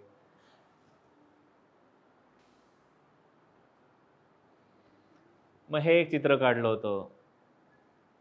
अफगाणिस्तानमध्ये एवढं युद्ध होतं, तिकडे एवढं सगळं होतं, की लहान मुलांना सुद्धा तिथे कामाला मदतीला लागायला लागतं आणि लहान मुलांना खूप कमी पैसे मिळतात त्यांच्या मेहनतीचे. आणि इतकंच काय, त्यांना शक्यतो भंगार वगैरे उचलायचं काम असतं आणि त्याच्यामध्ये पुन्हा बॉम्ब असतात कधी-कधी न फुटलेले आणि ते अचानक ब्लास्ट होतं आणि मुलांचे जीव जातात किंवा हातपाय तुटतात. मग ह्याच्यावरती फार सुंदर एक पिक्चर पण आलाय. आणि मग मला सुचलं, की चित्रातनं आता 3 तास 2.5 तासाचं पिक्चर कोण बघेल? एका चित्रातनं काय सांगता येईल? मग हे तिथली मुलं आणि हे तुम्ही आम्ही. मग आपण एवढं करू शकतो, की आपण खेळतोय आज एन्जॉय करतोय. पण आपण पृथ्वीची एवढी काळजी घेऊया, की ॲटलीस्ट खेळायला तरी जागा असेल कुठेतरी सुरक्षित. आहे ना? आणि ही मुलं त्या परिस्थितीत सुद्धा जेव्हा वेळ मिळेल, युद्ध थांबतं तेव्हा खेळून घेतात. त्यांचं खेळणं काय थांबत नाही. हे असंच एक मुलगा कुत्र्याला त्याला माहीत नव्हतं, की त्याने बघितलं होतं एका समोरच्या बिल्डिंगमध्ये कुत्र्याला डॉबरमन कुत्रा होता, छोटीशी शेपटी. त्याला माहीत नव्हतं. एक दिवस त्याने त्या कुत्र्याची शेपटी आणि मग त्याला कळलं की अच्छा असं नाही, असं नसतं. कळलं? हे एका मुलाचं चित्र केलं होतं. त्याच्या आई-वडिलांनी सांगितलं की आपण एक पोर्ट्रेट करायचं. पण मी एकच नाही केलं असं खुर्चीत बसलेलं. मी कल्पना केली की त्यांना विचारलं की त्याला काय-काय आवडतं? तर त्याला गिटार आवडतं. मामाचं गिटार तो बसतो वाजवत. आणखीन त्याला पक्षी खूप आवडतात, दुपारचं झोपत नाही.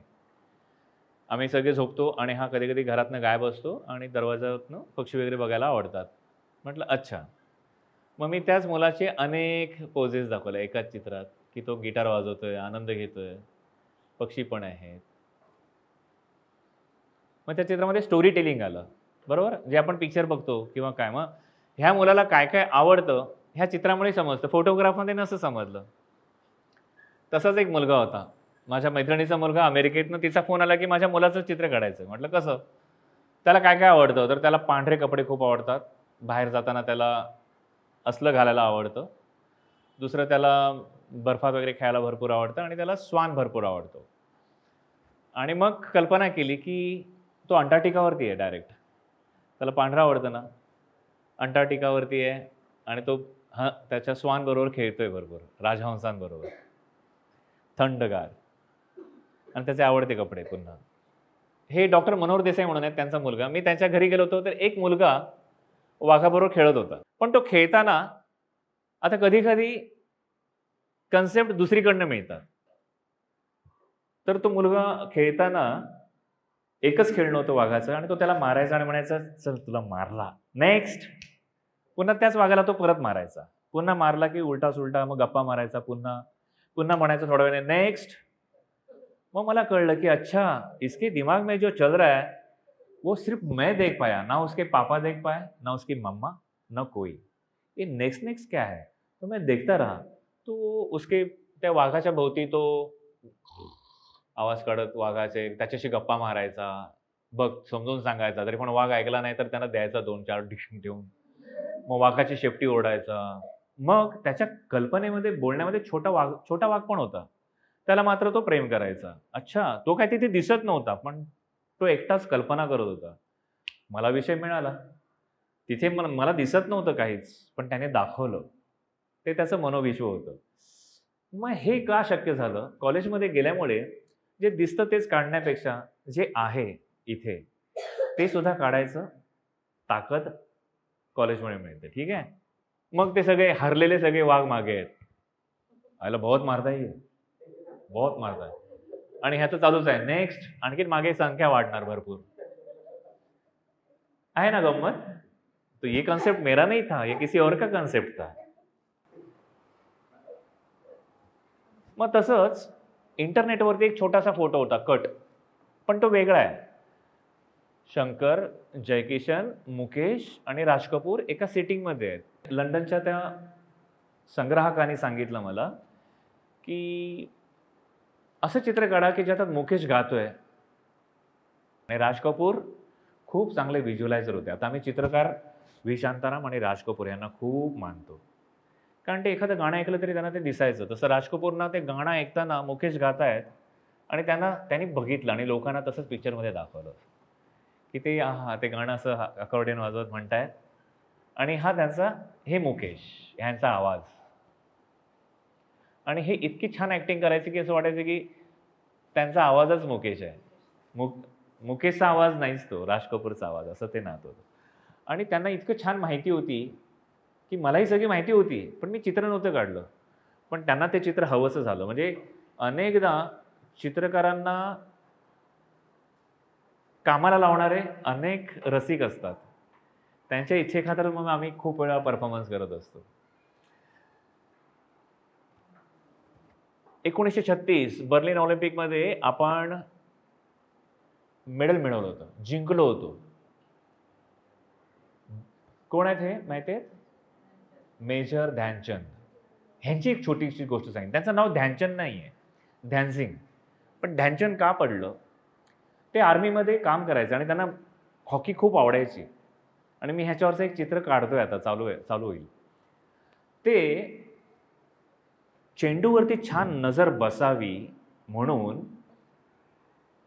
दिवस मावळला, चंद्राचा प्रकाश पडला की ते खेळ प्रॅक्टिस सुरुवात करायचे आणि चंद्राच्या प्रकाशात पौर्णिमेच्या आधी काही दिवस आणि पौर्णिमेनंतर काही दिवस ते चंद्राच्या प्रकाशात प्रॅक्टिस करायचे. इतकी तल्लख नजर चेंडूवर शार्प.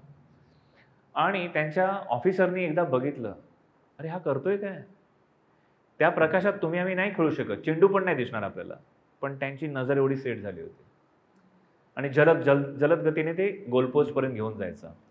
तर ते चंद्राच्या प्रकाशात प्रॅक्टिस करायचे म्हणून त्यांच्या जे सीनियर ऑफिसर होते ते म्हटले की ये तो ध्यान लगा रहा है चांद की रोशनी में. ये चांद की रोशनी में ध्यान लगा रहा है, इसका नाम आज से ध्यानचंद. मग त्यांना त्या सैन्याच्या तुकडीने ध्यानचंद म्हणायला सुरुवात केली. हळूहळू त्यांच्या प्रांताने, हळूहळू भारताने, हळूहळू जगाने त्यांना ध्यानचंद नाव दिलं. आज त्यांना ध्यानचंदच म्हणतं, कोणी ध्यानसिंग म्हणत नाही. आणि त्यांना भारतरत्न पुरस्कार मिळाला. कळलं? पण मरणोपरांत. आणि मग ह्या चित्राची पण माहिती मी कधीतरी सांगेन. त्याच्यामागे पण खूप छान स्टोरी आहे, की किती प्रतिकूल परिस्थितीमध्ये आपण जिंकलो. जिंकल्यानंतर आनंद व्यक्त करायचा होता, पण त्यांनी भारताचा झेंडा गुपचूप गुंडाळून नेला होता आणि गुपचूप कोण नाही आहे बघून भारताचा झेंडा फडकावून त्यांनी सलामी दिली होती. आणि त्यावेळेला भारताचा झेंडा वेगळा होता. आज जसा आहे तसा नव्हता तो काळ. हे कधी कधी फोटोग्राफ मिळतो आणि फोटोग्राफरनं आपल्याला चित्र काढायचं असतं तसंच्या तसं. पण का? तर नाही, फोटोग्राफ काही वर्षांनी खराब होतो, पण चित्र काही वर्ष तसंच राहतं. म्हणजे आपण नसतो, पुढच्या काही पिढ्या, काही 100 वर्षांनी सुद्धा चित्र तशीच राहतात, नीट जपली तर. म्हणून मग अनेक जण फोटोग्राफ देतात आणि सांगतात की आता पेंटिंग करायचं आपल्याला त्याच्यावरनं. मग अशी ही कामं येतात. हे वामनराव गोळवणी महाराज हे स्वतः चित्रकार होते, शिक्षक होते, चित्रशिक्षक. आणि त्या अध्यात्मामध्ये सुद्धा, मेडिटेशनमध्ये ते खूप मोठ्या पदाला पोचले होते. त्यांना इंग्लंडमध्ये आलेली नोकरी त्यांनी म्हणजे संधी सोडून त्यांनी भारतातल्याच मुलांना शिकवणं हे केलं. हे एक जशा माई तुमच्यासाठी खूप कबाड कष्ट करत राहिल्या, तसेच पांडुरंग शिंदे म्हणून कोकणामध्ये, दापोलीमध्ये, तर त्यांनी आपल्याच पगारातून निव्वळ आपल्याच मुलांना नाही, अनेक लोकांना PhD केली. तर अनंत गीते किंवा संस्कृतचे प्राध्यापक गीते ते सगळे त्यांचे विद्यार्थी. त्यांनी मुलांना शिक्षणामध्ये टोकाला नेऊन सोडलं एकदम. करायची तर डायरेक्ट PhDच करायची. आणि त्यांचा खर्च त्यांनी स्वतः घेतला. स्वतःच्या तुटपुंच्या पगारामध्ये त्यांनी ते चालू केलं. मग अनेक लोकं त्यांच्या पाठीशी उभं राहिली. पण अनेक उच्च विद्याविभूषित महाराष्ट्राला ह्या व्यक्तीने दिले. हे आगाशे म्हणून होते. त्यांना एका पारसी माणसाने दत्तक घेतलं. खूप प्रामाणिक होते ते. आणि मग त्यांचं चित्र केलं मी. हे शास्त्रज्ञ आहेत, कद्रेकर म्हणून, श्रीरंग कद्रेकर शास्त्रज्ञ आहेत ते. त्यांचं पोर्ट्रेट केलं होतं. मग अशी व्यक्तिचित्रसुद्धा काढतो. ह्याला म्हणतो आपण व्यक्तिचित्र, पोर्ट्रेट. बरोबर? मग काही परदेशातली सुद्धा असतात. मग काही निसर्ग, ह्याला म्हणतो निसर्गदृश्य, निसर्गातलं. मग पाण्यातलं प्रतिबिंब, मग रंग तयार करायचं. हे सगळं कॉलेजमध्ये शिकल्यामुळे जमलं. कॉलेजमध्ये चित्र कसं काढायचं शिकवत नाहीत. कॉलेजमध्ये चित्राचं पाहायचं कसं, अभ्यास कसा करायचा ते शिकवतात. मग ते आपोआप तिकडं आपोआप जाते गाडी. कधी-कधी कल्पनेने तो गिटार घेऊन मुलगा बघितला तुम्ही? गिटार घेऊन तो पक्षी वगैरे आहेत.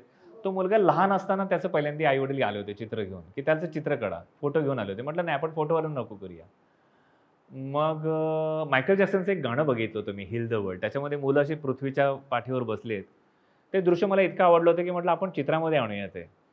मग मी त्या मुलाला असे पंख दाखवले आणि तो किती गोड आहे आणि पुन्हा तर चेंडू नाही आहे, तो पृथ्वी आहे, की तो किती शांत आहे, केवढं प्रेम आहे त्याचं पृथ्वीवरती, असं ते चित्र आणि फुलपाखरं. मग त्याच्या आईवडिलांना ते खूप आवडलं आणि सर्वांना आवडलं ते चित्र. डान्स, जगभरातल्या डान्स कसे कुठले आहेत, भारतीय पारंपरिक, युरोपमधले. मग त्याच्यावरती पण काही चित्र निर्मिती केली होती. बॅले. मंजुलिका वाटते ना? पण मंजुलिका नाही आहे.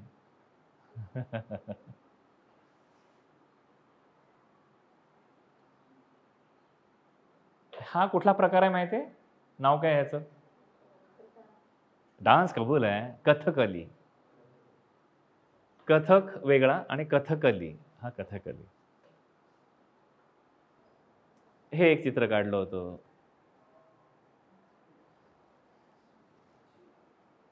हे चित्र बघून मला लंडनचं चित्र मिळालं. हे भारतातल्या एका गद्रे मरीन म्हणून जे आहे ना त्यांच्यासाठी केलं होतं. मग लंडनमधली मला माहीत नव्हतं. खरं सांगू तर माझी तशी मोठी इच्छा पण नव्हती. मला फक्त छान चित्र काढावं आणि लोकांनी छान म्हणावं. मी काम करत राहिलो, पण हे काम बघून लंडनचं काम मिळालं. लंडनचा प्रोजेक्ट ह्या चित्रांमुळे मिळालं. आणि मी कधी हे चित्रसुद्धा मला काढायला मिळेल असं वाटलं नव्हतं. कोणीतरी सांगितले की मला असं चित्र हवं आहे. मग कामाला आपोआप लागलो.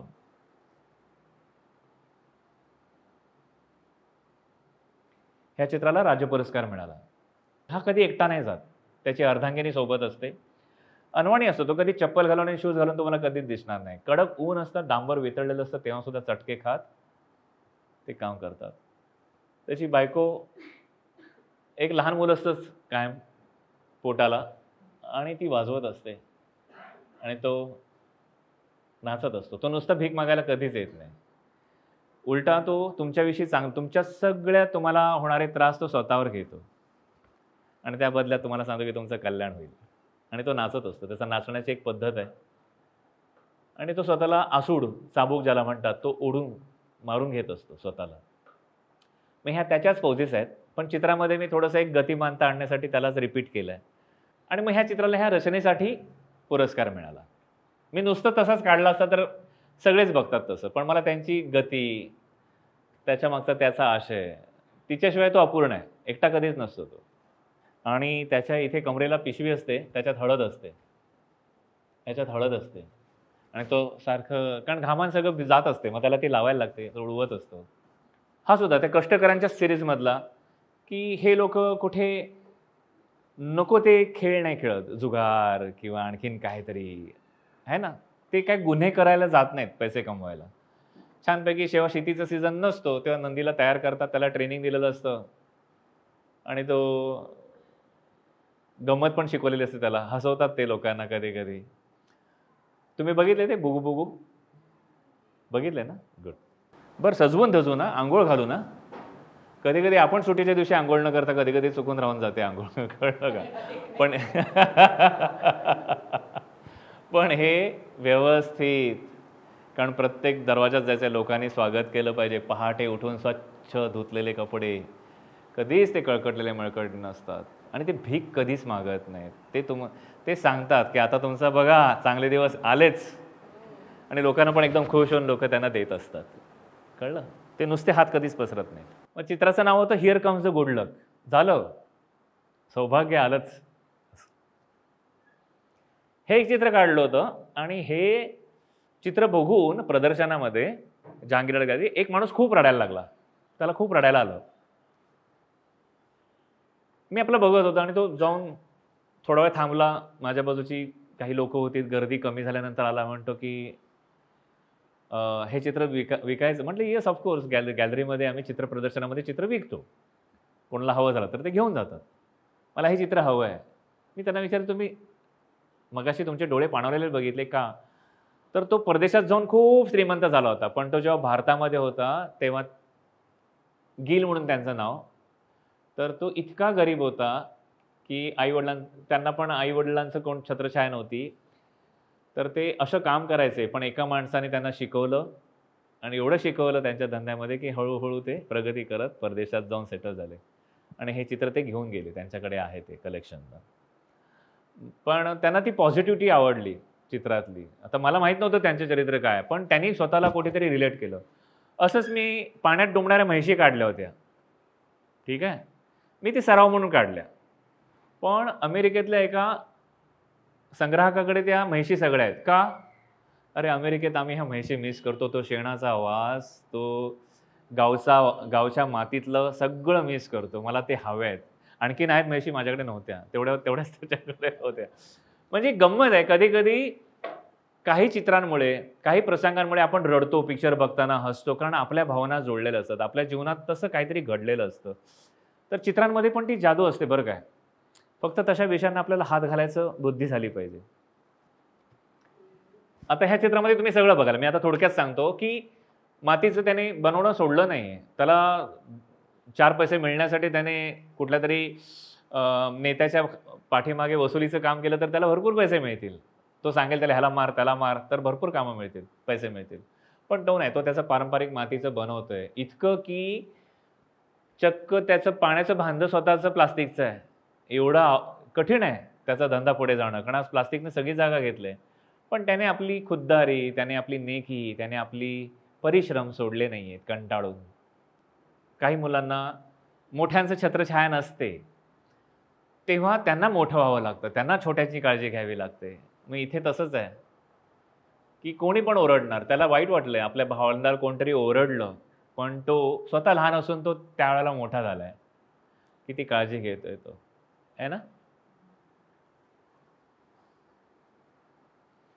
म्हणजे कधी-कधी आपण जरी लहान असलो तरी आपल्याला व्यवस्थित मोठ्यासारखं वागायचं आपोआप देवबापा अक्कल देतो. ह्याचा अर्थ काय माहिती आहे? सोहम. मीच तो. सोहम.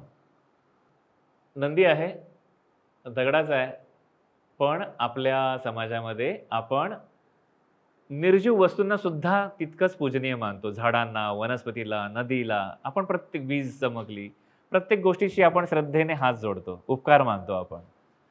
आणि तो सुद्धा फिरत-फिरत मंदिराच्या आतमध्ये आलाय, पण कोणी त्याला हॅट, हॅट केलं नाहीये. त्याला सुद्धा तितकंच मानाने लोकं हात लावून नमस्कार करतात किंवा देतात. आणि मग त्याला जाणीव होते, की अरे मीच तो आहे किंवा तोच मी आहे. नेमकं काय माहीत नाही, पण ते काहीतरी आहे.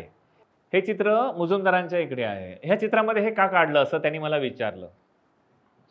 नाहीतर म्हणजे जनरली कोण विचारत नाही.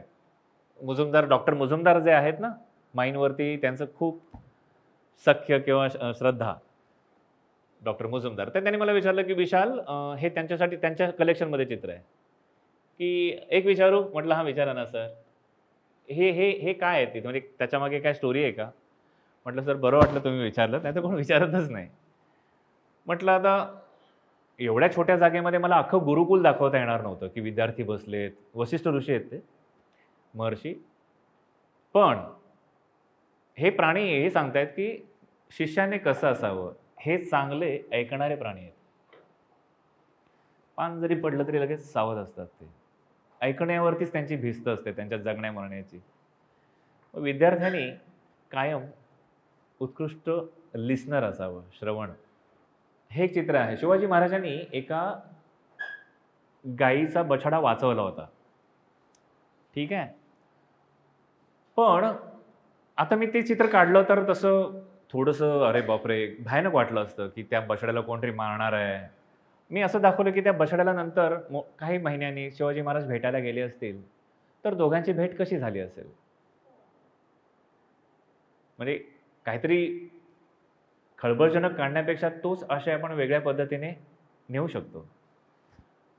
मग जीवनदाता, गो ब्राह्मण प्रतिपालक आणि ते त्यांचे बालमित्र घोड्यावरती आहेत. त्यांचा घोडा वाट बघतोय. एक मित्र घोड्यावरनं उतरलाय आणि ती गायी हळूहळू येत आहेत, की जवळ येत आहेत. असा तो प्रसंग. ह्यांना ओळखता? कोण आहेत बरं? कोण सांगेल? कोण सांगेल? येस, पु ल. आपले महाराष्ट्राचे आणि जगातले प्रसिद्ध लेखक पु ल देशपांडे. मग त्यांचा सुद्धा ना फक्त क्लोजअप होता. असं अखंड काय नव्हतं. पण मग त्यांचं शरीर अनेक फोटोंमध्ये बघून त्यांचं शरीर नेमकं किती ब्रॉड होतं, त्यांचे हात कसे होते, हाताची बोटं कशी होती, काय. मग काही आध्यात्मिक गुरु मंदिरांमध्ये सुद्धा, मठांमध्ये त्यांच्या गुरूंची चित्रं हवी असतात, स्वामींची. मग तशी चित्रं येतात. म्हणजे खूप वेगवेगळ्या प्रांतातनं आपल्याला वेगवेगळ्या ठिकाणी काम करता येतं. मग ह्यांची माहिती अशी होती, की ते पशुपक्ष्यां त्यांच्याशी बोलायचे, कम्फर्टेबल, त्यांच्याकडे सहज यायचे. मग ते तसं दाखवलं आहे. त्या चित्राच्या मागे पण स्टोरी आहे. कधी-कधी वाटेत काहीतरी दिसलं छान, की चित्र काढावंसं वाटतं. हे मुंबईमध्ये फ्लोरा फाउंटन आहे. तर त्याचा अखंड काढण्याच्या ऐवजी मी त्यातला फक्त एक कोपरा निवडला आणि तो काढला. हे गांधी रिसर्च फाउंडेशनमध्ये आहे. महात्मा गांधींची खोली ती पूर्वी कशी असेल, तर ब्लॅक अँड व्हाईट फोटो होता कुठला तरी. पण ती कशी असेल? मग तिथे खिडकीच्या इथे ते ठेवलं असेल तर त्यांनी सांगितलं की आपल्याला अशी अशी रचना करायची. मग मी ती केली होती की त्यांची देवघर कसं असेल त्या काळात. मग हे तिथे काय नव्हतं. मी मुंबईत बसून त्यांनी माहिती सांगितली की अशी अशी खिडकी आहे, फोटो पाठवतो. पण तुम्ही एक गुजराती, मग त्यांनी म्हटलं फोटो काढून पाठवा. मग त्याने एक पान उघडून त्याच्यात, मग मी ते केलं नंतर. म्हणजे कधी-कधी समोर काही संदर्भ नसतो, पण आपल्याला ती गोष्ट साकारायची असते. मग कॉलेजला गेल्यामुळे कळलं की कधी-कधी रंगीत चित्र म्हणजे छान नव्हे. कधी-कधी रंगीत नसलेली चित्रांमध्ये सुद्धा तेवढाच आशय आणि छान असतो. मग कधी-कधी त्याला सेफिया टोन म्हणतो आपण किंवा मोनोक्रोमॅटिक. रंग नसले तरी त्या चित्रांमध्ये एक आशय आणखीन इमोशनल किंवा आणखीन तो विषय मनाला भिडतो. रंग नसल्यामुळे सुद्धा काही बिघडत नाही. मग असे जुने फोटोग्राफ येतात, खराब झालेले. मग त्याच्यावरनं ते करायचं असतं. आता फोटोशॉपमध्ये आणि डिजिटलमध्ये सगळं करता येतं. पण त्यांना ते आणखीन खूप वर्ष टिकावं म्हणून पेंटिंगच हवं असतं. मग वॉटर कलरमध्ये केलं होतं. 2 बहिणींचं काढलं होतं चित्र. ती माशाचं चित्र काढते आणि धाकटी बहीण, म्हणजे चित्रकार असं करत असतो. पण पुढचं सगळं रसिकावरती अवलंबून असतं. आणि रसिक इतका प्रगल्भ असावा लागतो. ती कागदावरती माशाचं चित्र काढते, पण तिची छोटी बहीण छान व्हिज्युअलायझेशन आहे तिचं. ती खरोखरचे मासे सगळे इमॅजिन करते आजूबाजूला. इतकंच काय, तर सिलिंगमधनं डॉल्फिन पण येतात वरनं. ॲक्च्युअली हे ज्या ठिकाणी काढलं, तर ते वरच्या फ्लॅटमधल्या मुली होत्या. त्यांच्यावरती पण एक फ्लॅट होता. पण मी असं दाखवलं की वरच्या फ्लॅटमधनं डॉल्फिन खाली येतात पाण्यातनं असे. Water colours. जलरंगांची एक वेगळी मजा असते. हे गांधी रिसर्च फाउंडेशन. गांधीजी जेव्हा लहान होते तेव्हा खूप भित्रे होते. तेव्हा त्यांची जी दाई होती, तिने त्यांना सांगितलं होतं की घाबरायचं नाही. रामनामाचा जप करायचा. मग तो प्रसंग आहे. आणि ते जेव्हा गेले तेव्हा हे राम म्हटलेच होते. हो. मग तो प्रसंग आहे तो. मग असं कुठला फोटोग्राफ नव्हता. पण मी कल्पना केली की लाईट गेले. लाईट गेल्यावरती लोकं कंदील लावतील, साहजिक आहे. मग कंदील दाखवला. त्या कंदिलाचा उजेड त्यांच्या अंगावर पडलाय, भिंतीवरती त्यांची शॅडो पडली. बाकी काळोख आहे. आणि त्या सांगतायत की काय घाबरायचं नाही. गांधीजी आणि कस्तुरबा, बालपण. मग अनेकदा शाई, पेनातली सुद्धा शाई असते ती सुद्धा, हां, वेगवेगळ्या पद्धतीच्या शाया असतात. त्यांच्यामध्ये सुद्धा प्रयोग करायचो की कुठल्या शाईने चित्र काढता येतं. काही लोकं तर कॉफीने पण चित्र काढणारे चित्रकार असतात. तुम्ही YouTubeवरती वगैरे बघितलं असेल. मग मी समोर बसून चित्र काढत असतो. लोकं पटकन एका मिनिटात फोटो काढतात, पण मला थोडा वेळ घेतो मी. 1.5 तास, 2 तास, मग पुन्हा दुसऱ्या दिवशी. कोण सलग बसायची तयारी असेल, तर मग सलग. पण मग हे फोटो कोणाचा आहे माहिती आहे? तुम्हाला ओळखता नाही येणार. मागे बसल्यात ना सुमन मॅडम, त्यांचा आहे. एक स्पर्धा आली होती आणि त्या म्हटल्या की विशाल मी बसते, तू कर. आणि मी म्हटलं नाही, वेळ लागेल, बराच वेळ लागेल. हरकत नाही. 3 दिवस त्यातले डिटेलिंग्स केली. ती समोर बसून होती खुर्चीमध्ये आणि पर्स आहे. नुसतं चित्र नाही आहे. त्याचा अर्थ असा आहे की मुंबईतली स्त्री आहे ती.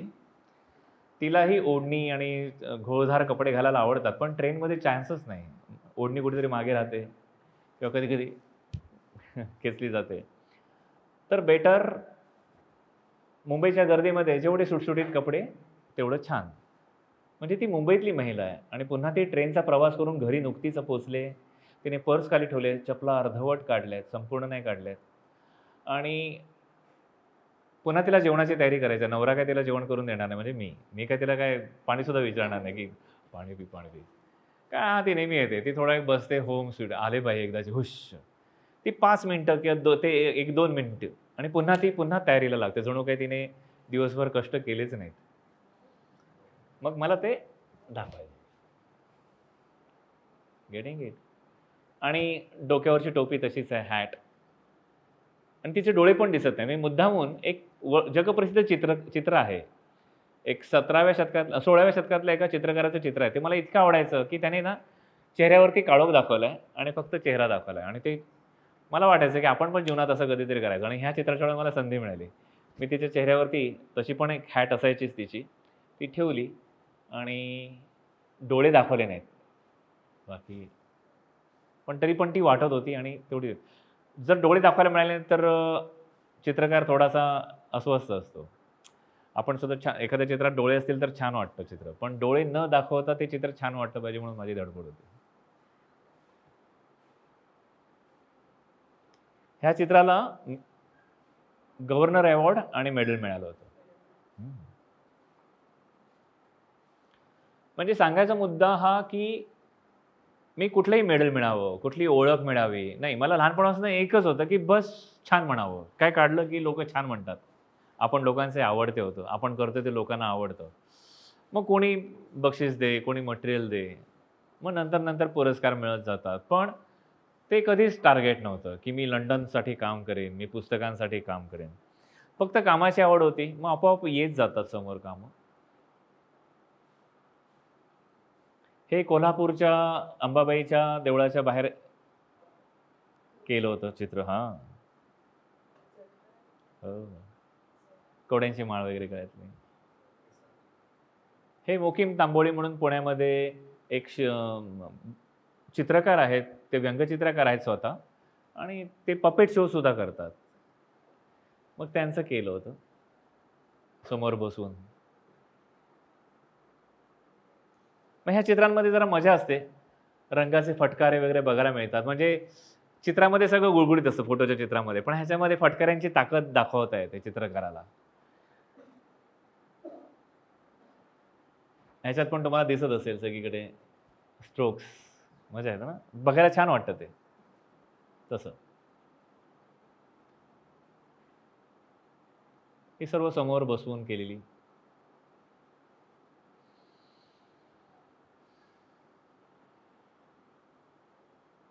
असं समोर बसवतो मी आणि करतो. हे वॉटर कलरमध्ये केलं.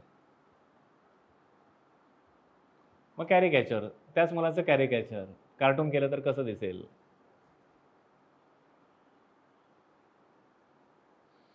मग काही सॉफ्ट पेस्टल, फळ्यावरचे खडू असतात त्या टाईपचे खडू असतात सॉफ्ट, म्हणजे वेगवेगळ्या माध्यमांमध्ये काम करता येतं.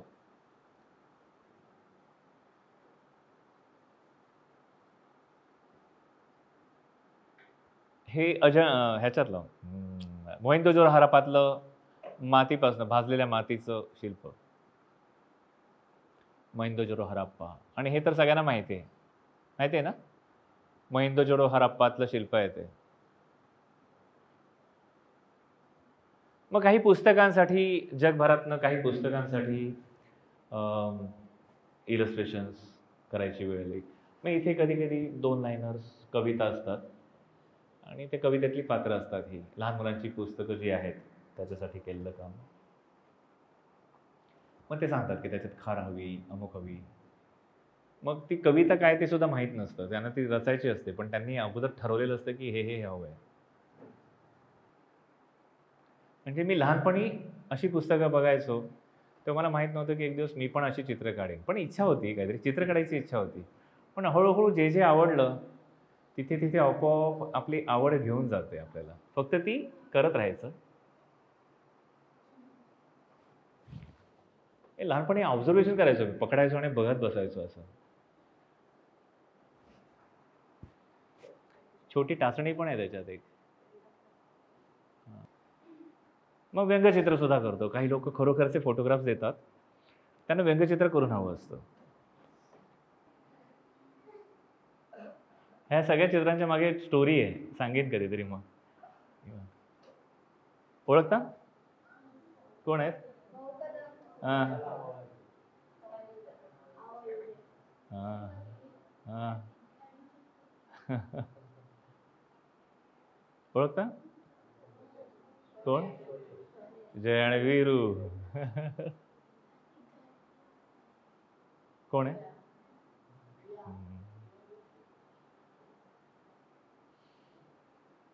मग हे काही कॉलेजच्या ब्रॉशरसाठी, वेबसाईटसाठी.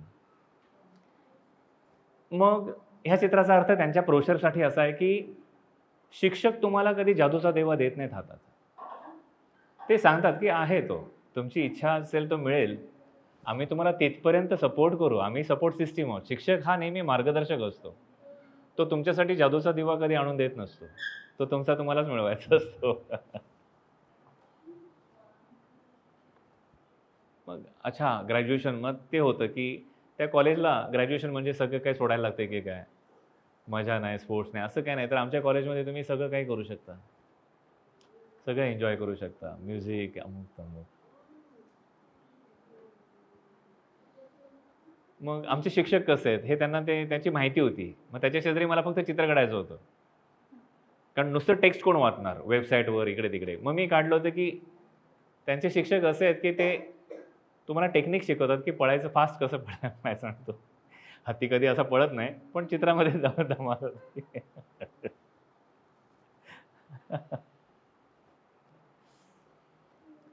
मग एका दिवसात असं होत नाही माणूस. इथून सुरुवात होते. आधी कुठेच नसतो. मग इकडून तिकडे आणि मग कधीतरी इकडे. तर ते त्या प्रोसेसमध्ये होतं सारं. नंतर त्या कॉलेजमध्ये, युनिव्हर्सिटीमध्ये शारीरिक विकलांग मुलांना सुद्धा बाजूला पडत नाहीत. त्यांच्यासाठी स्पेशल सेल आहे जो काम करतो. मग त्यांना ते सांगायचं होतं की कुठल्याच मर्यादा तुम्ही बंद म्हणजे तुमच्यासाठी नाही आहेत. आपल्या युनिव्हर्सिटीमध्ये सगळा सपोर्ट आहे. तर ते मग ते आणि सगळ्यात शेवटी होतं की तुम्ही आमच्या युनिव्हर्सिटीमध्ये आलात, तर येताना असे असाल, जाताना तुम्ही फुलपाखरू होऊन जाणार.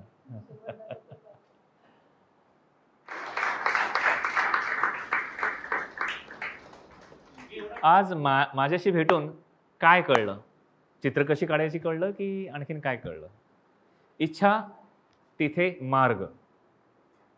म्हणजे नेमकं काय आहे? काय कळलं आज? कोण सांगेल? बोला ना, कोणीही बोला. थोडंसं बोला. चुकलं तरी चालेल. दादा बोलणार? हां, बोल, बोल, बोल बिंदास. अरे शाबास, हेच तर आहे महत्वाचं. नुसतं चित्र काढून पुढे काय होत नाही. अभ्यास करून चित्र काढलं तर पुढे काय ते म्हणजे अभ्यास महत्वाचा आहे. हे सर्वात महत्वाचं आहे. म्हणजे अभ्यासाला बगल द्यायला, अरे अभ्यास सांगितलाय करायला, मी चित्र काढत बसीन नाही. मी असं नाही केलं. मी स्वतः करायचो तसं. माझ्या आईने सांगितलं. तिने ओळखलं की हा अभ्यासाला टांग मारतोय. हा टाइमपास करतोय. तिला कळलं अभ्यासाला मी कधी-कधी जास्त वेळ घ्यायचो. थांब आता रंगवायचंय. ते म्हणे ठेवून दे. ते चित्र कुठे पळून जात नाही तुझी वही. नंतर पहिला अभ्यास. हेच महत्वाचं आहे. आपल्याला अभ्यासाची आवड असली ना, की जे आवडतं त्याच्यात काय आपोआप सगळं काय होतं. कळलं? आपल्याला आवडीचं आहे ते आपण सहज करणार. पण जे तितकंसं आवडत नाहीये, काय-काय मुलांना मॅथेमॅटिक्स आवडत नाही, म्हणजे गणित, भूमिती, काय-कायांना चित्रकला आवडत नाही. पण तुम्हाला जे आवडतं ना, ते छान करायचं असेल, तर पहिलं अभ्यासावर पूर्ण लक्ष केंद्रित केलं, अभ्यास जमायला लागला, की बाकीच्या गोष्टी खरंच कठीण नाही. 10वी नंतर तुम्ही कराल ते. जर स्पोर्ट्सची आवड असेल, भालाफेक किंवा तिरंदाजीची आवड असेल, तर बघायचं की कोण आहे भारतातनं कोण खेळतं, काय आहे. मग इकडे काही लोकं येतात. तुम्हाला कळलं कोणाला ह्याला हे आवडतं, तर ताई पटकन घेऊन येईल आणि ते लोकं इकडे यायला तयार आहेत. माईंच्या संस्थेत जायचंय, आर्चरीची माहिती द्यायला खूप आहेत. आता काही सतीश घाटपांडे म्हणून एक सर आहेत. ते प्रॉडक्ट पॅकेजिंग इंडस्ट्रीमध्ये शिकवतात. पण ते लहान मुलांना कागदापासून मोर कसा करायचा, कागदापासून हे कसं खूप भारी-भारी शिकवतात. ते असे एका पायावर तयार आहेत. पण तुमच्यामध्ये जर कोणाची आवड असेल, अभ्यास आटोपल्यानंतर कळलं की ह्या मुलाला ह्याच्यात आवड आहे, तर फक्त त्यांनाच नाही सर्वांसाठी ते येतील इकडे.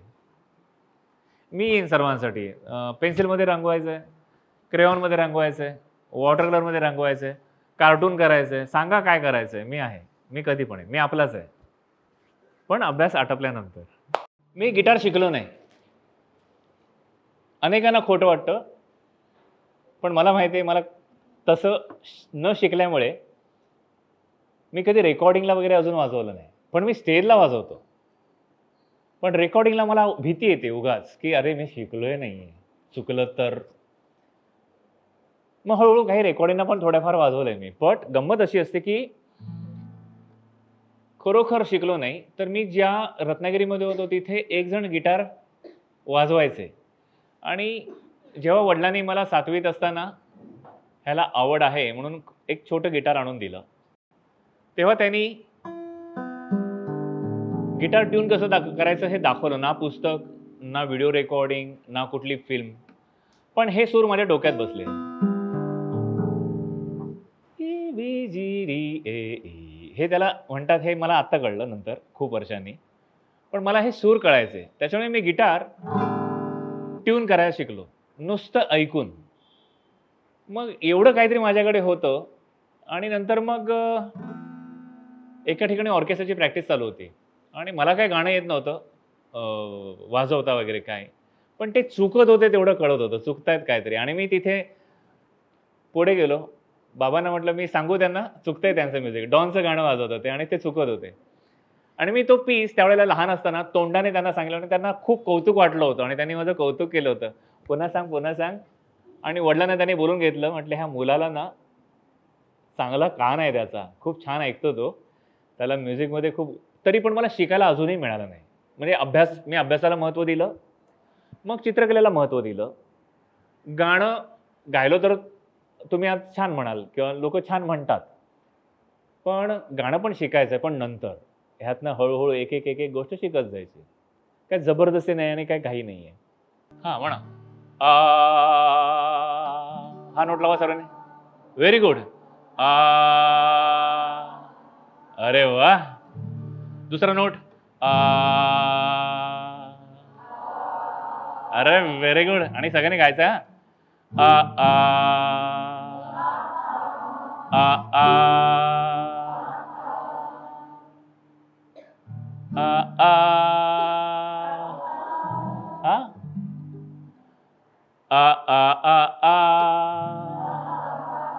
Very good. एक गाणं मी वाजवीन ना, तुम्हाला बरोबर कळेल कुठलं गाणं आहे ते. तुम्ही मला जॉईन करणार, ठीक आहे?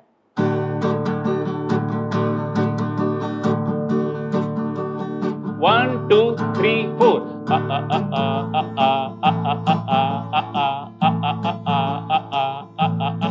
म्हणा. कंटिन्यू सगळ्यांनी. सगळे हा, गप्प नाही बसायचं.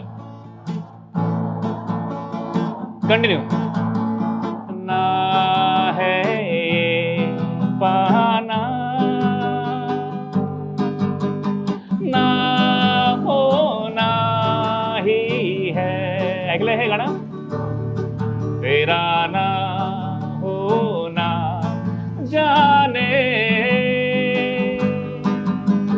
क्यों होना ही है. तुमसे दिन होता है, सुर में शाम आती है. तुमसे ही हर घड़ी सांस आती है. जिंदगी कहलाती है तुमसे ही. ना है ये पाना ना होना ही है. 1 2 3 4.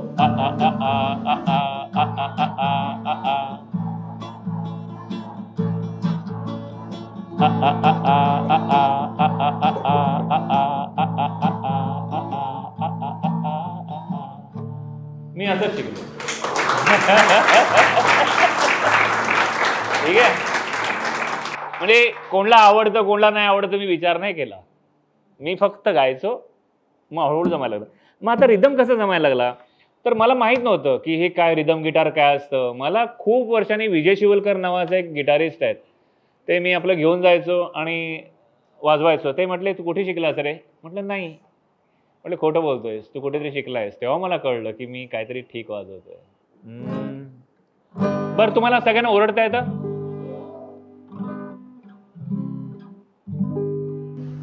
ह्या नोटला ओरडायचं. हा ए असं नाही. हे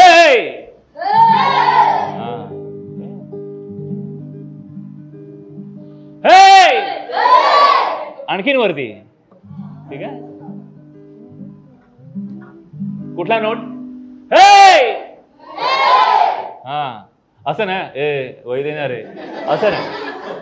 हे जेवढे म्हणणार. Very good. आणि कुठे ते मी सांगेन. हे तळाला ओरडायचं. ठीक आहे. आज एकदा रिहर्सल करूया. हा मग गाणं कुठे ते मी नंतर ते ठीक आहे सुरुवात.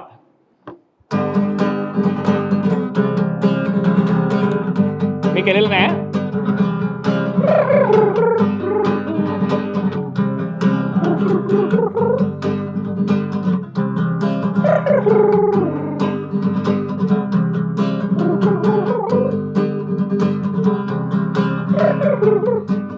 साला शिवी है अभी अभी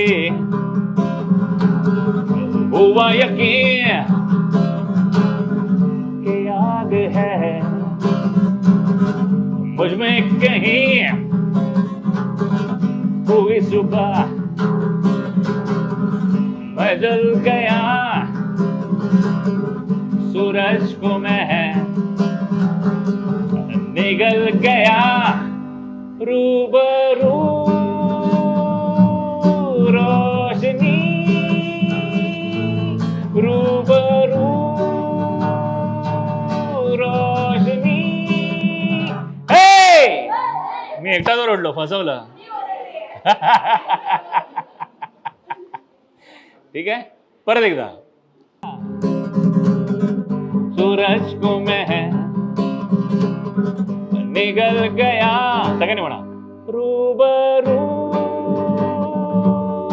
रोशनी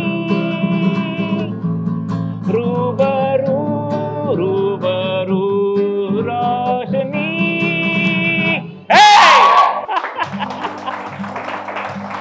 व्हेरी गुड. बरं आता एक भारूड गाऊया. भारूड.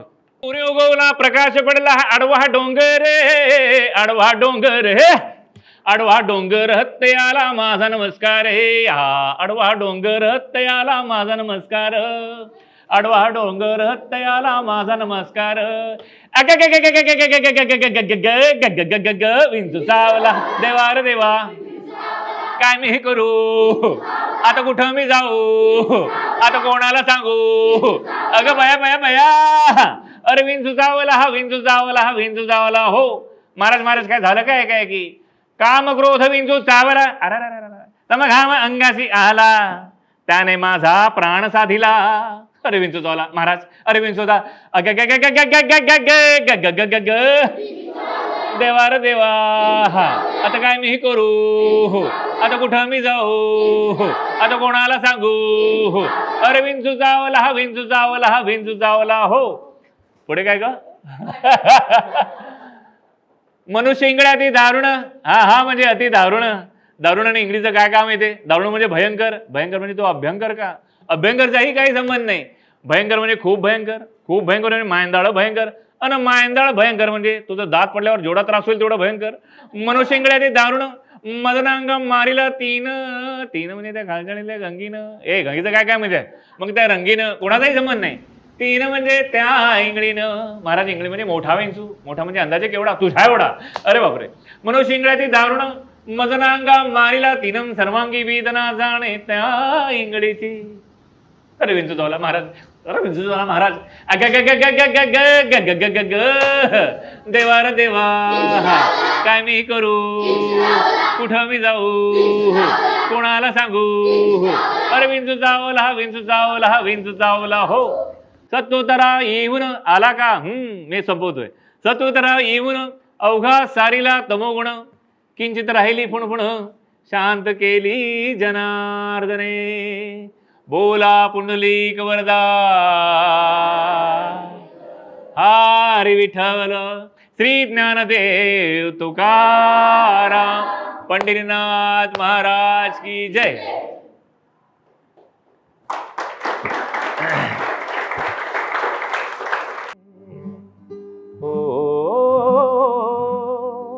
डोळ्यासमोर चित्र उभं करा. मी आज चित्रांचं बोललोय. चित्र उभं राहून दे. रान जागं झालं सूर्य. हा इमॅजिन करा. तुम्ही स्वतःचा पिक्चर बघा किंवा स्वतःचं चित्र बघा. रान जागे झाले सारे ओ पाय वाटा जाग्या झाल्या. रान जागे झाले सारे पाय वाटा जाग्या झाल्या.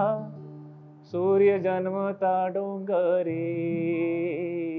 लागल्या सावल्या हो हो. सर तुम्ही बोलवा नक्की नक्की.